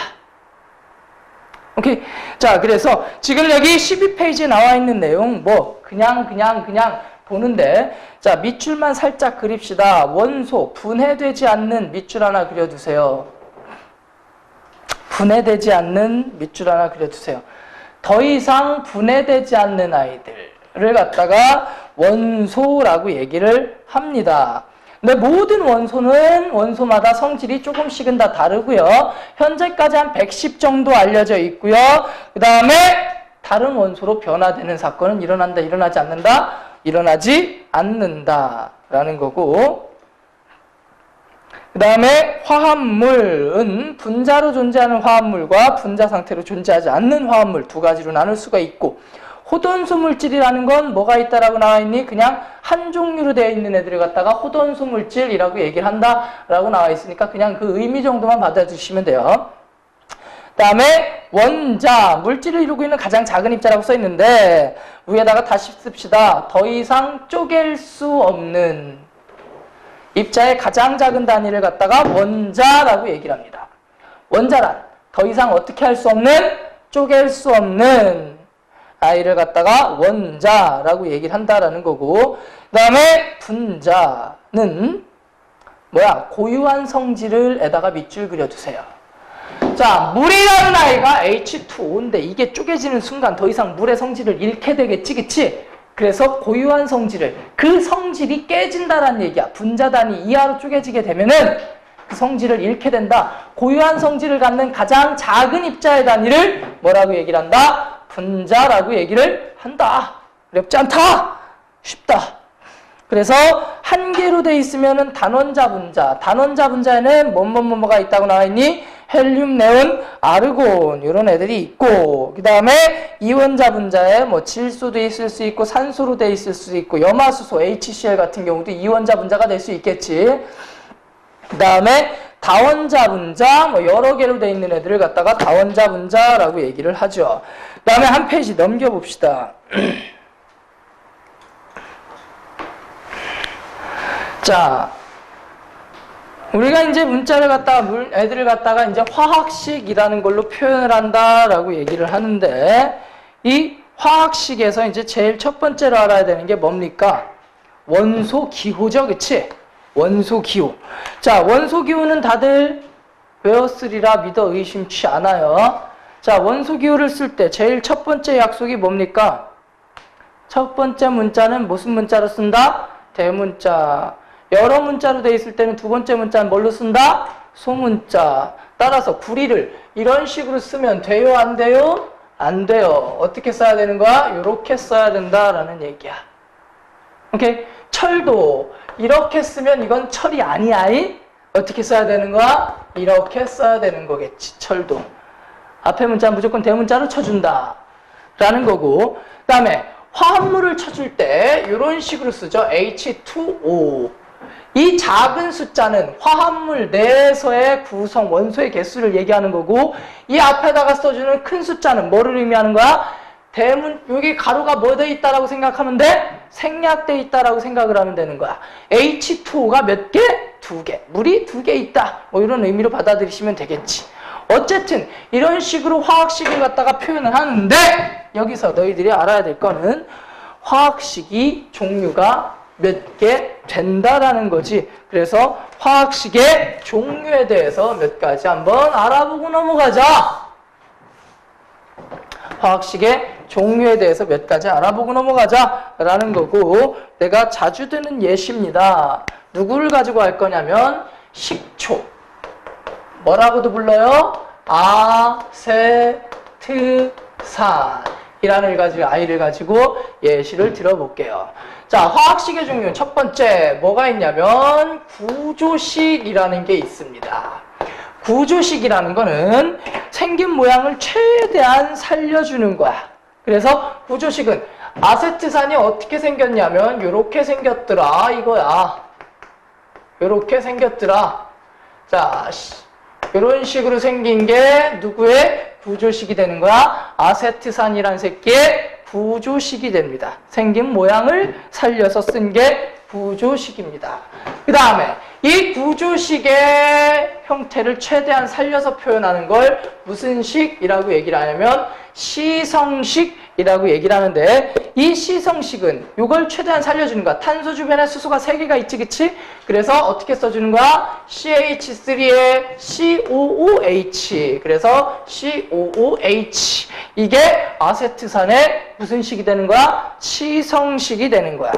자, 그 다음에 세 번째는 무슨 식이라는 게 있을 수 있어? 분자식이라는 게 있을 수 있는데, 분자식이라는 건 원소별로 모으는 겁니다. 뭐야? 탄소가 2개, 수소가 4개, 산소가 2개. 아하, C2에 H에 몇 개? 4에 O2. 이게 뭐가 되는 거야? 분자식이 되는 거야.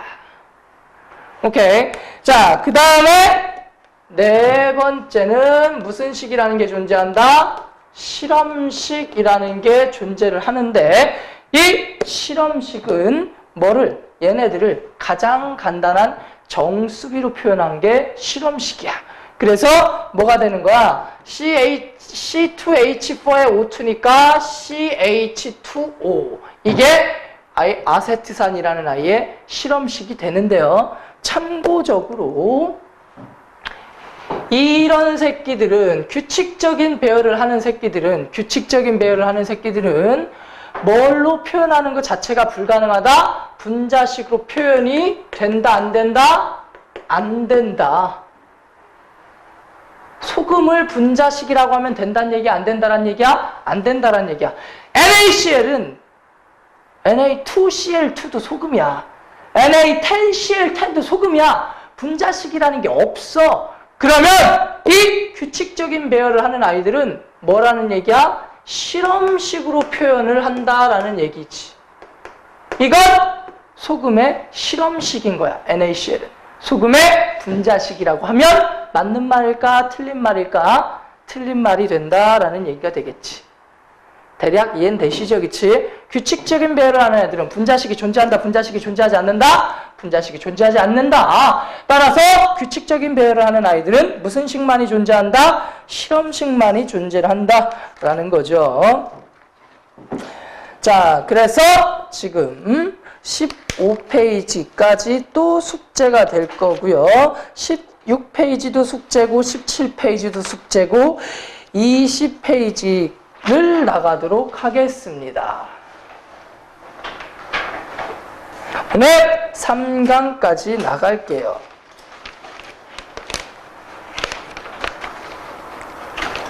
아니, 4강까지 잘하면 나갈 수도 있긴 할 것 같은데. 빨리빨리 나가야지, 그치?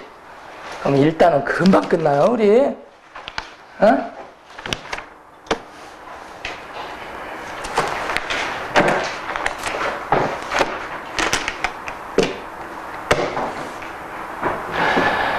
자, 이제 뭘 나갈 거냐면 제목에 써있다시피 원자량, 분자량, 화학식량 이렇게 써있지, 그치? 양적 개념을 나갈 건데 이 양적 개념을 나가기 전에 내가 항상 하는 게 하나 있잖아, 그치? 뭐를 합니까? 항상 누구에서부터 출발을 해서 쪼개기를 좀 한번 하고 들어가냐면 원자에서부터 출발해서 쪼개기를 한번 하고 들어가자라는 얘기야. 원자에서부터 출발해서 뭐를 좀 하고 들어가자? 쪼개기를 좀 하고 들어가자. 자, 돌턴이란 새끼가 얘기했어요. 이 원자는 쪼개진다, 더 이상 쪼개지지 않는다, 더 이상 쪼개지지 않는다, 하지만 쪼개지더라. 어떻게 쪼개지더라? 이 원자를 쪼개봤더니 뭐하고 뭘로 구성이 되더라 이거야? 원자 핵이라는 아이와 뭘로 구성되더라 이거야? 전자라는 아이로 구성이 되더라 이거야. 그래서 이 원자 핵을 갖다가 또 한 번 나눠봤더니 뭐하고 뭘로 구성되더라 이거야? 양성자라는 아이와 그 다음에 중성자라는 아이로 또 구분을 할 수가 있어. 인데 또 양성자는 업커크 2개, 다운커크 하나, 중성자는 업커크 하나, 다운커크 2개, 뭐 이런 식으로 쪼개서 볼 수가 있기는 해. 하지만 이걸 가지고 굳이 더 깊게 쪼개지는 않을 거고요. 어쨌든 간에 중요한 건 이 양성자는 뭐를 띈다? 플러스를 띈다. 중성자는 전기적인 성질을 띈다? 띄지 않는다? 띄지 않는다. 그 다음에 전자라는 아이는 전기적으로 뭐를 띈다? 마이너스를 띈다. 이게 일단 기본이고요. 그 다음에 원소의 종류가 아까 대략 한 110종류 정도 된다고 그랬지, 그치? 태연아, 외웠지? 원자번호? 다 기억나니? 아직 아님? 원자번호 다 외웠니? 기억나니? 어? 진짜 기억나니? 얼마나 기억나니? 11번 누구야? 11번 누구야? 씨발, 이 정도는 돼야 돼. 채훈아, 12번 누구냐?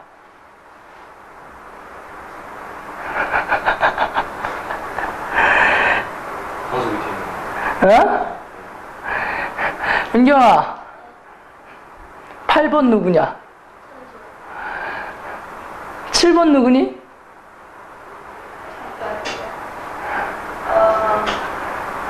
13번?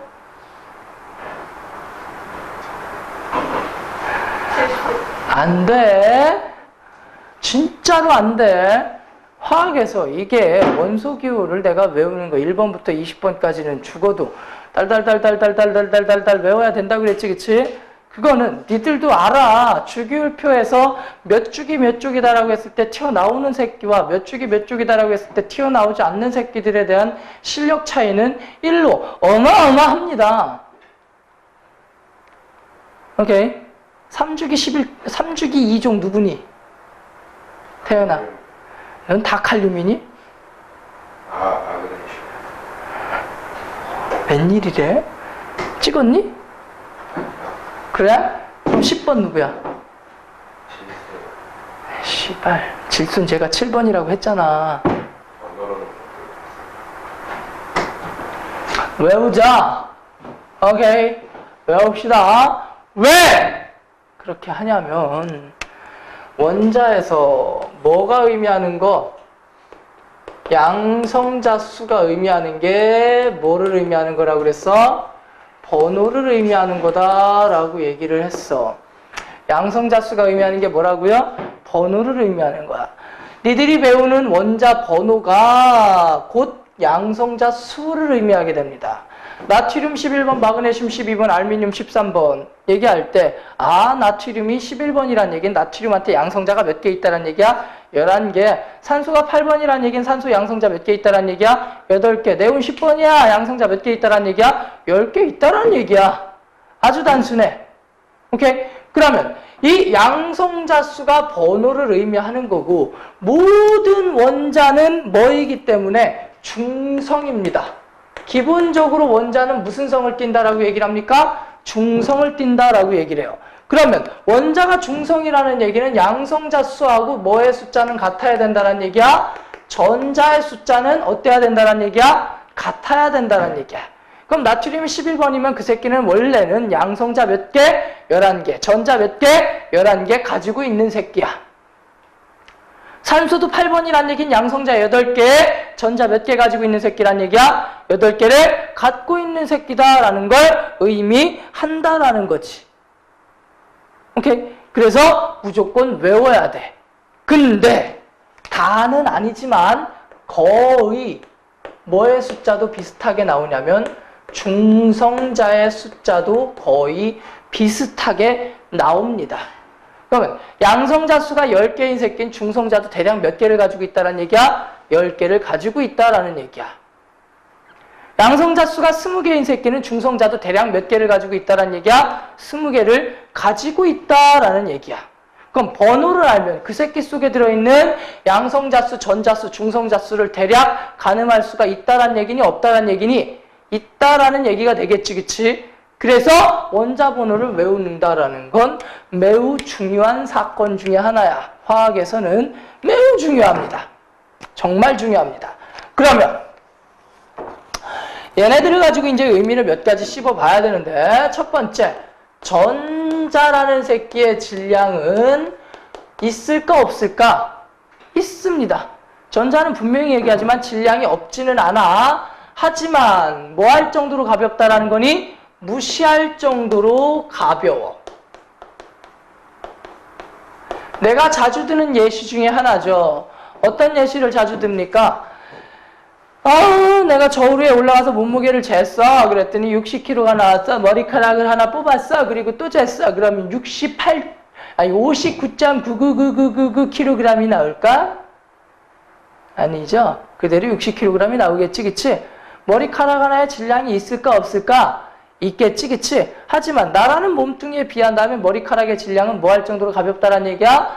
무시할 정도로 가볍다라는 얘기야. 하지만 내 머리카락은 좀 무거워서 티가 좀 나요. 왜냐면 내 머릿속에 이 수많은 지식들이 다 여기에 박혀있거든. 나 요즘 자꾸 기억이 없어. 다 잘랐잖아.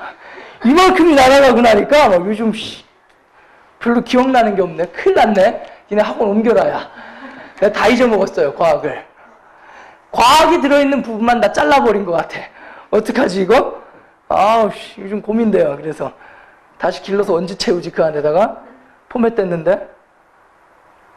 태연아, 넌 머리도 긴데 왜 그래? 요즘에 여자들이 공부 잘하는 이유가 머리를 기르기 때문에 그래. 은경아, 너도 한번 밀어봐. 상상했어. 나쯤 되는 걸 상상했어. 한번 밀어봐. 괜찮을 것 같은데? 왜? 뭐 혹시 기회 되시는 분들은 한번 슬슬 한번 밀어보세요. 시원하니 좋습니다.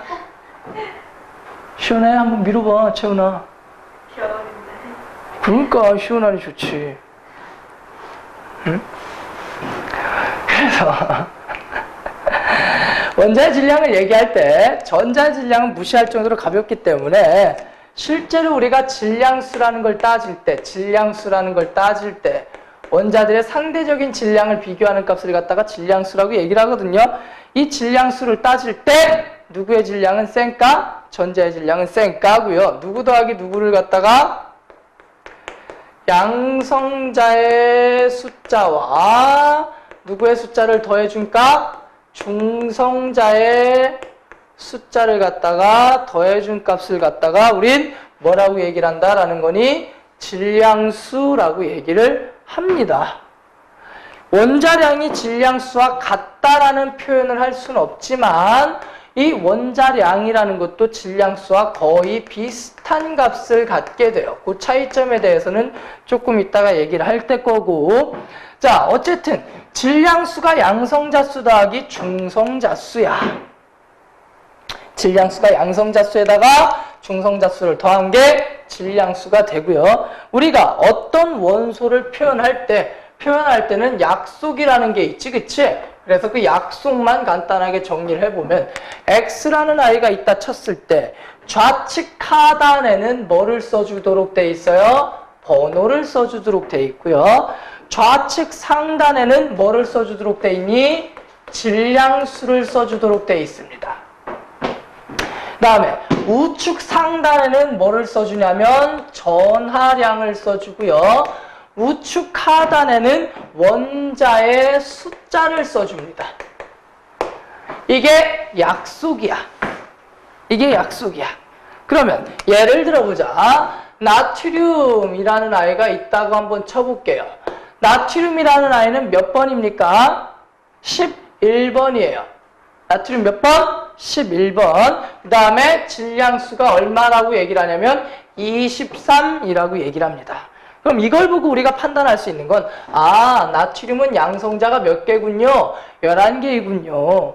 양성자가 11개니까 중성이 되려면 전자도 당연히 몇 개가 돼야 되겠군요? 11개가 되어야 되겠군요. 근데 중성자수는 어떻게 구하면 되나요? 중성자수는 질량수에서 누굴 빼주면 돼? 양성자수를 빼주면 되는 거지, 그치? 그죠? 따라서 얼마가 되는 거야? 12, 12개의 중성자를 가지고 있다라고 표현을 할 수가 있다라는 얘기야. 이해돼요? 별거 없지, 그치? 근데 이렇게 표현하는 경우도 있지. Na 플러스 이온 형태로 표현할 때가 있어. 그러면 여기 위치, 오른쪽 상단이 뭐라고 그랬니? 전하량이라고 그랬지, 그치? 얘는 얼마의 전하를 가지고 있다는 얘기야? 플러스 1만큼의 전하를 가지고 있다는 얘기야. 따라서 양성자는 그대로 11개겠지만 전자가 몇 개 있다는 얘기가 되겠니? 10개가 있어야 되겠지. 왜? 더해서 플러스 1이 된다는 얘기잖아. 양성자는 플러스 전하, 전자는 마이너스 전하인데 더해서 얼마가 되면 돼? 1이 되면 되는 거야. 그래서 요거까지 이제 같이 생각을 하자라는 얘기가 되는 거야. 오케이? 근데 자연계에 있는 거의 대부분의 원소들은 뭐를 가지고 있다라고 얘기를 하냐면 동위원소라는 걸 가지고 있다라고 얘기를 합니다. 너희들이 착각하지 말아야 되는 것 중에 대표적인 것 중에 하나가 동위원소인데요. 동위원소는 특별한 아이들한테만 존재하는 게 아니야. 한 2놈인가 3놈인가 빼고는 모두 다 동위원소를 갖고 있습니다. 그러니까 동위원소는 특별한 게 아니라 누구에게나 동위원소가 있습니다. 그리고 특별한 곳에 있는 게 아니라 자연계에 항상 균일하게 존재합니다. 라고 얘기를 합니다. 어쨌든 정리를 한번 해볼까? 동위원소의 사전적인 정의는 이렇습니다. 뭐가 같아요? 양성자의 수가 같습니다. 하지만 뭐가 다른 거야? 중성자의 수가 달라요.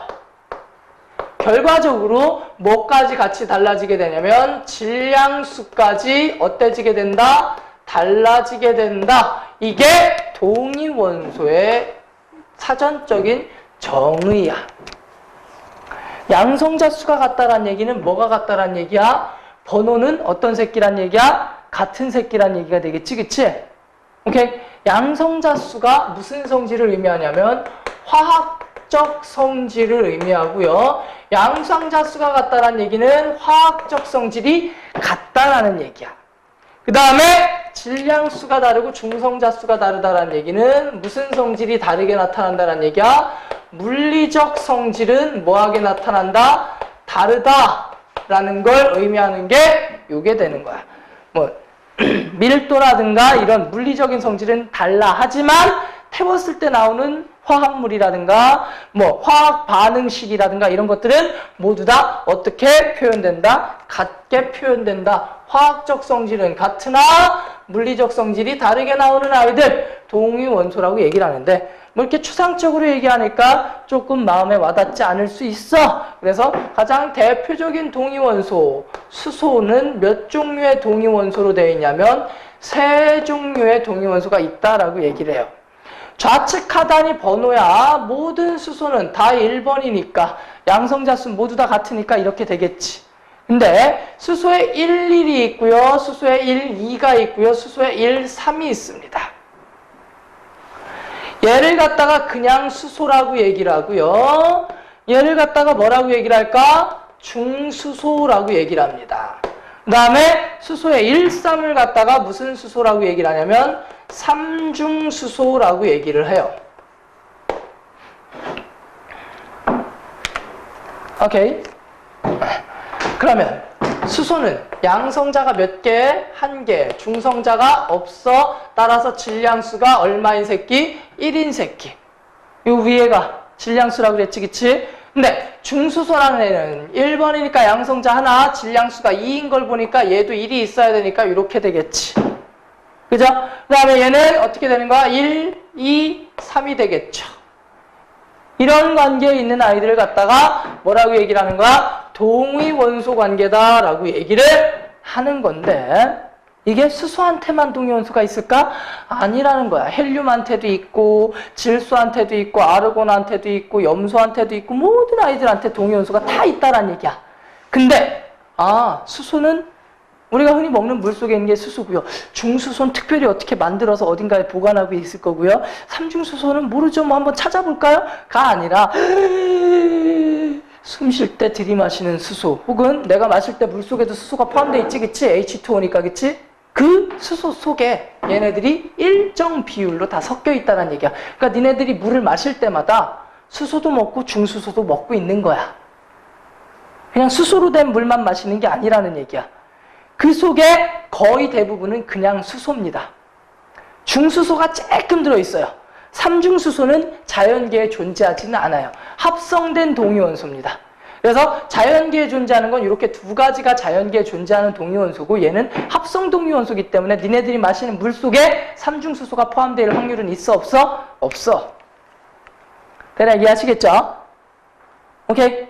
그래서 이 동위원소의 비율까지 생각해서 얘기를 하는 게 뭐라고 생각하면 돼? 원자량이라고 생각하시면 되는 거고 평균 원자량이라고 생각을 하시면 되는 건데요. 자,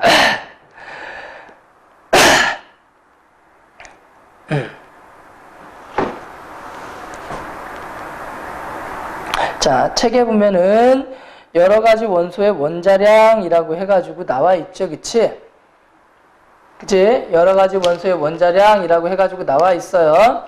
이 여러 가지 원소의 원자량 중에서 몇 개만 추가합시다. 자, 첫 번째 누구 추가하냐면 헬륨의 원자량이 얼마냐면 4입니다.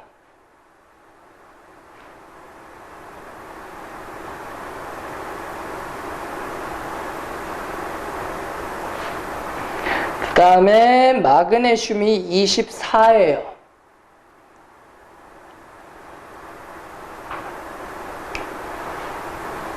그 다음에 칼슘이 40.1입니다.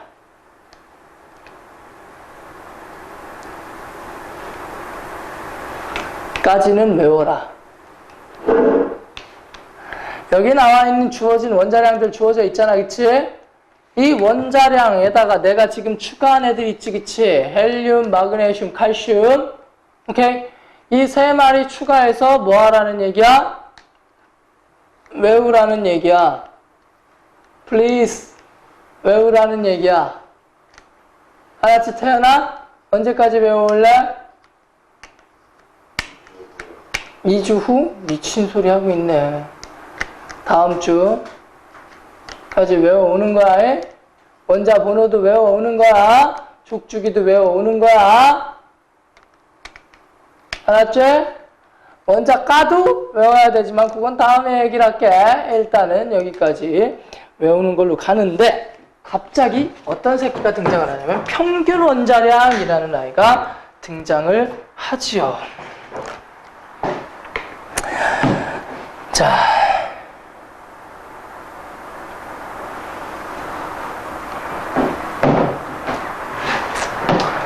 평균 원자량이라는 건 어렵지 않다라고 얘기를 항상 하긴 하지만 그래도 한번 얘기는 하고 넘어갑시다.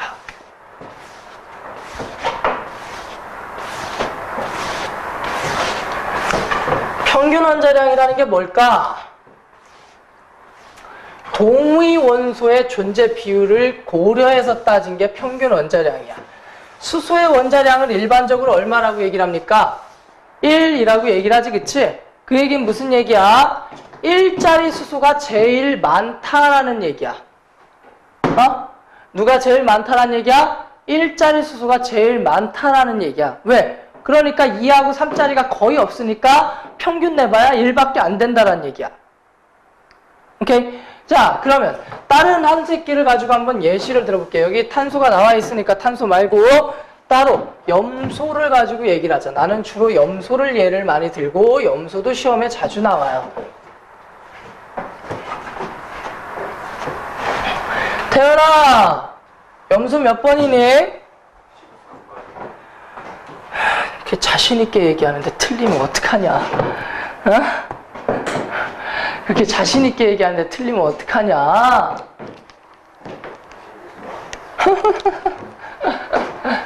아, 스테인레스. 자, 염소는요 17번입니다. 오케이? 염소는 몇 번이라고요? 17번이야. 염소의 동위 원소는 35짜리가 있고요. 그 다음에 염소의 동위 원소는 몇 자리가 있냐면 37자리가 있어요. 오케이?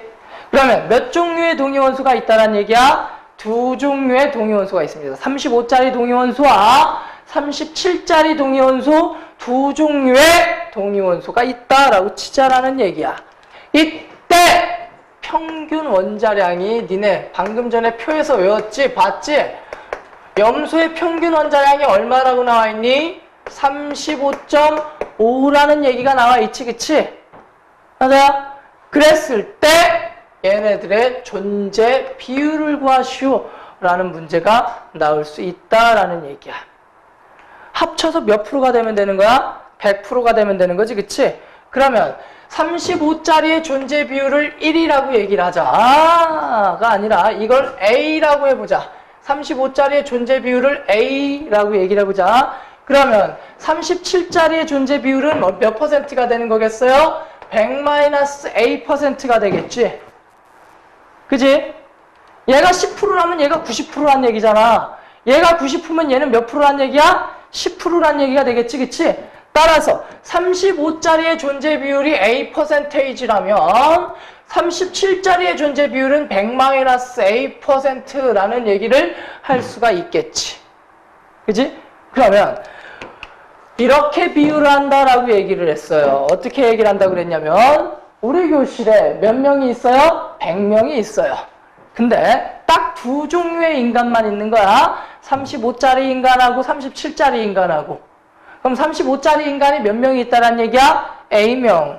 37짜리 인간이 몇 명이 있다란 얘기야? 100-A명이 있다란 얘기가 되겠지, 그치?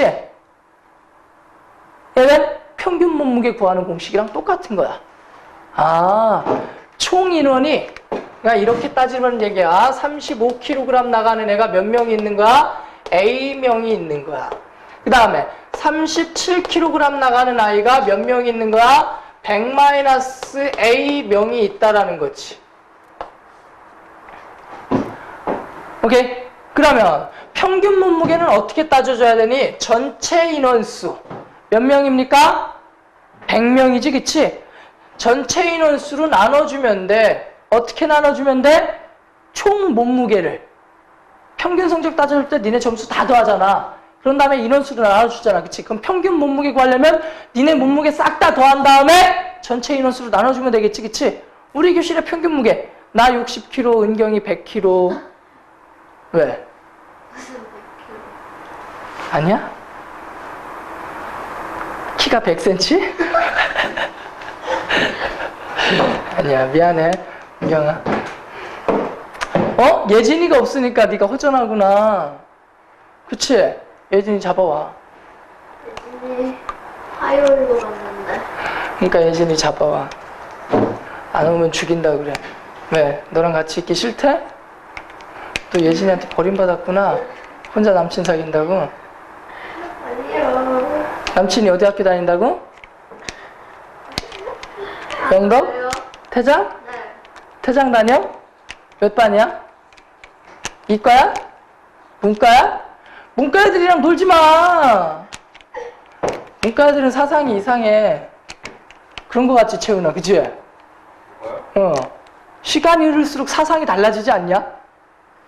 문과 애들은 생각하는 게 이상해. 좀 짜증나, 애들이. 뭔가 달라. 나중에 대학 가잖아요? 문과 애들이랑 놀지도 않아. 밥도 안 먹어요, 재수 없어서. 진짠데? 문과 애들은 뭔가 달라. 재수 없어. 이과가 짱이야. 문과 왜 가나 몰라. 그러면 이 반에 몸무게를 다 더해주면 되는 거야. 그러면 35kg 나가는 A가 A명이 있으니까 35에다가 얼마를 곱해주면 되는 거야? A를 곱해주면 되겠지, 그치? 요게 35kg 나가는 애들의 무게 합이 되겠지, 그치? 그 다음에 37kg 나가는 애들한테 100-A명이 있으니까 이렇게 곱해주면 37kg 나가는 애들의 몸무게가 다 나오겠지, 그치? 이렇게 해줬을 때 얼마라는 얘기야? 35.5라는 얘기고, 이렇게 하면 A값 나오겠니, 안 나오겠니? 나오겠지, 그치? 그러면 얘네들의 존재 비율을 구할 수가 있다라는 얘기야. 콜? 은경이 이해됨? 난 은경이가 좋더라. 남자친구도 있어야지. 남자친구가 이번 크리스마스 때 뭐 사준대? 몰라요. 몰라? 너 생일 언제야? 8월. 8월? 그때 남자친구 있었어? 없었어? 그럼 남자친구 생일은 언제였어? 2월? 1월. 1월? 그럼 둘 다 생일은 지났네? 그럼 네가 먼저 사줘야 되네? 사주지 마. 네가 아까워. 받아보고 결정한다 그래. 너 주는 거 봐서 내년에 주든가 말든가. 그리고 나서 생일 직전에 헤어지는 거야. 알았지? 올해 1월 되기 전에 헤어져. 왜요? 응? 안 내가 선물 줘야 되니까? 난 이 결혼 반대야. 난 이 결혼 반대니까 하지 마. 자, 그래서 원자량은 외워라. 오케이? 근데 원자량을 조금 쉽게 가는 방법. 뭐 더하기 뭐라고 그랬니? 이거 양성자수 더하기 중성자수라고 그랬지, 그치? 근데 얘랑 거의 어떤 숫자를 갖니? 비슷한 숫자를 갖지, 그치? 그래서 원자량을 조금 편하게 갈 때는 뭐에다가 2를 곱하면 대략값이 나온다? 번호에다가 2를 곱하면 대략값이 나옵니다. 번호에다가 얼마를 곱하면 2를 곱하면 거의 비슷한 값이 나와. 여기 써있는 애들 봐봐. 수소 1번이야? 2 곱하면 2인데요? 아, 미안. 수소는 중성자가 없거든요. 그래서 그냥 1이에요. 예외라고 받아들여주세요. 헬륨 4라고 그랬지, 그치? 헬륨 2지? 2번이지? 그러니까 2 곱하면 되는 거야. 그 다음에 누구 나오니? 탄소 6번에 원자량 12, 질소 7번에 원자량 14, 산소 8번에 원자량 16, 나트륨 몇 번이니? 11번인데 원자량 23 나오지, 그치? 기억 안 나면 그냥 22로 퉁치고 계산해도 아깝게 틀린다는 얘기야. 그 다음에 누구 나와? 황 16번이지, 그치? 32.1. 대부분 32로 계산합니다. 32.1로 계산 잘 안 해요. 그 다음에 염소 17번 35.5. 그 다음에 칼륨 19번 39.1. 칼슘 40.1이라고 그랬지? 20번이에요. 거의 곱하기 2에서 플러스 마이너스 오차 범위 안에 있지? 맞아요? 자, 따라서 그냥 단순히 원자량의 대소를 비교하시오. 그러면 번호 순서대로 나열하면 번호가 큰 새끼가 원자량도 커요. 번호가 작은 새끼가 뭐도 작아? 원자량도 작아. 생각하면 돼. 대략 원자량은 뭐 곱하기 뭐? 번호 곱하기 2 해주시면 대략 원자량 됩니다. 이렇게 하고 수업을 듣는 애들의 경우에 난 둘 중에 하나라고 생각을 해. 일단은 저 새끼가 잘하는지 못하는지 한번 지켜보마.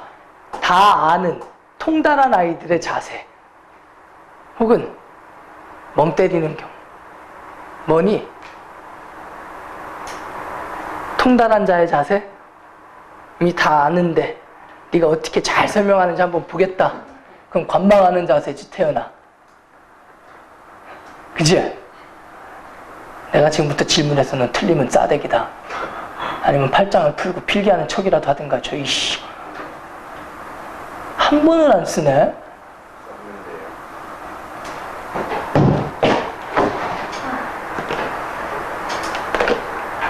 자, 그 다음에 이제 뭐가 나오냐면 분자량이라는 게 나오는데, 에이, 뭐 분자량이라는 거 뭐 어려울 거 있니? 어려울 거 없잖아. 뭐니? H2. 분자량 어떻게 가면 돼? 수소의 원자량 얼마라고 그랬어? 1. 1자리가 몇 개? 2개. 산소의 원자량 얼마야? 16. 16자리가 몇 개? 1개. 그러니까 얼마가 되는 거야? 18이 되는 거야. 분자량. 또 쉽잖아. NH3. 14자리 하나에다 1자리 3개니까 얼마가 되는 거야? 17. 그죠? 그 다음에 뭐 있냐? CO2? 어떻게 따져주면 돼? 12짜리 하나에다가 16짜리 2개. 16짜리 2개면 32지? 거기다 12 더하면 얼마가 나오니? 44가 되겠지. 그치? 이런 식으로 그냥 더해주기만 하면 돼. 뭐를 알면? 원자량을 알면 나머지 화학식량들은 아는데 문제가 된다는 얘기야? 안 된다는 얘기야? 안 된다는 얘기지. 그치? 그래서 화학식량 구하는 건 매우 쉽습니다. 그래서 한 페이지 넘겨보시면 23페이지까지 우리 숙제가 되겠고요. 내가 지금 24페이지까지 나갈 만한 시간은 충분히 있습니다만은 여기서 스탑을 할게요. 왜냐면 24페이지는 이렇게 급하게 나가고 싶지 않아. 23페이지까지 1페이지 처음부터 23페이지까지 다음 주까지 다 풀어오세요. 알았지? 오케이. 23페이지까지 다 풀어오시고요. 오늘 어차피 첫날이니까 테스트가 있어 없어? 없지 그치? 그러니까 여기서 자를게. 오케이. 다음 시간까지 올 때 없단 얘기 하지 마시고요. 이 안에 주기율표 다 있을 거야. 찾아보면 또 있을 거야. 그치? 자, 주기율표 찾아서 몇 번부터 몇 번까지? 1번부터 20번까지 족주기 포함해서 원소 이름까지 다 외워오시고요. 몇 주기 몇 쪽 했을 때 튀어나올 경지가 돼야 됩니다. 그리고 지금 내가 얘기한 필수 원자량들 다 외워오시고요. 나서 다음 주에 테스트를 보겠습니다. 콜. 기본이지. 화학이라는 과목을 들어가기 위해 제일 기본이 되는 것들이니까 제발 플리즈 부탁이니까요. 앞으로도 다음 타임 그 다음 타임 앞으로 수업 쭉쭉쭉쭉 계속 나갈 텐데 지금 봐라. 이거 다 끝나는데 2달밖에 안 걸린다. 무공비 끝내는데 2달이면 끝낸다는 얘기야 내가. 기대해도 좋아. 응? 오늘 시험 나갔는데 몇 강 나갔니? 별로 안 나갔지 그치? 금방금방 나갈 거야.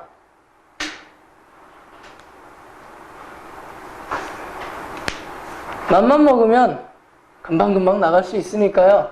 최대한 빨리 하고 한 번 더 다시 문제 풀면서 전체적인 총정리하는 시간을 마지막 한 달을 가질 거야. 그래서 오늘 수업 여기까지 하겠습니다. 다음 주에 안 해오기만 해봐. 내가 싸대기 존나 때려드릴게요. 고생하셨습니다.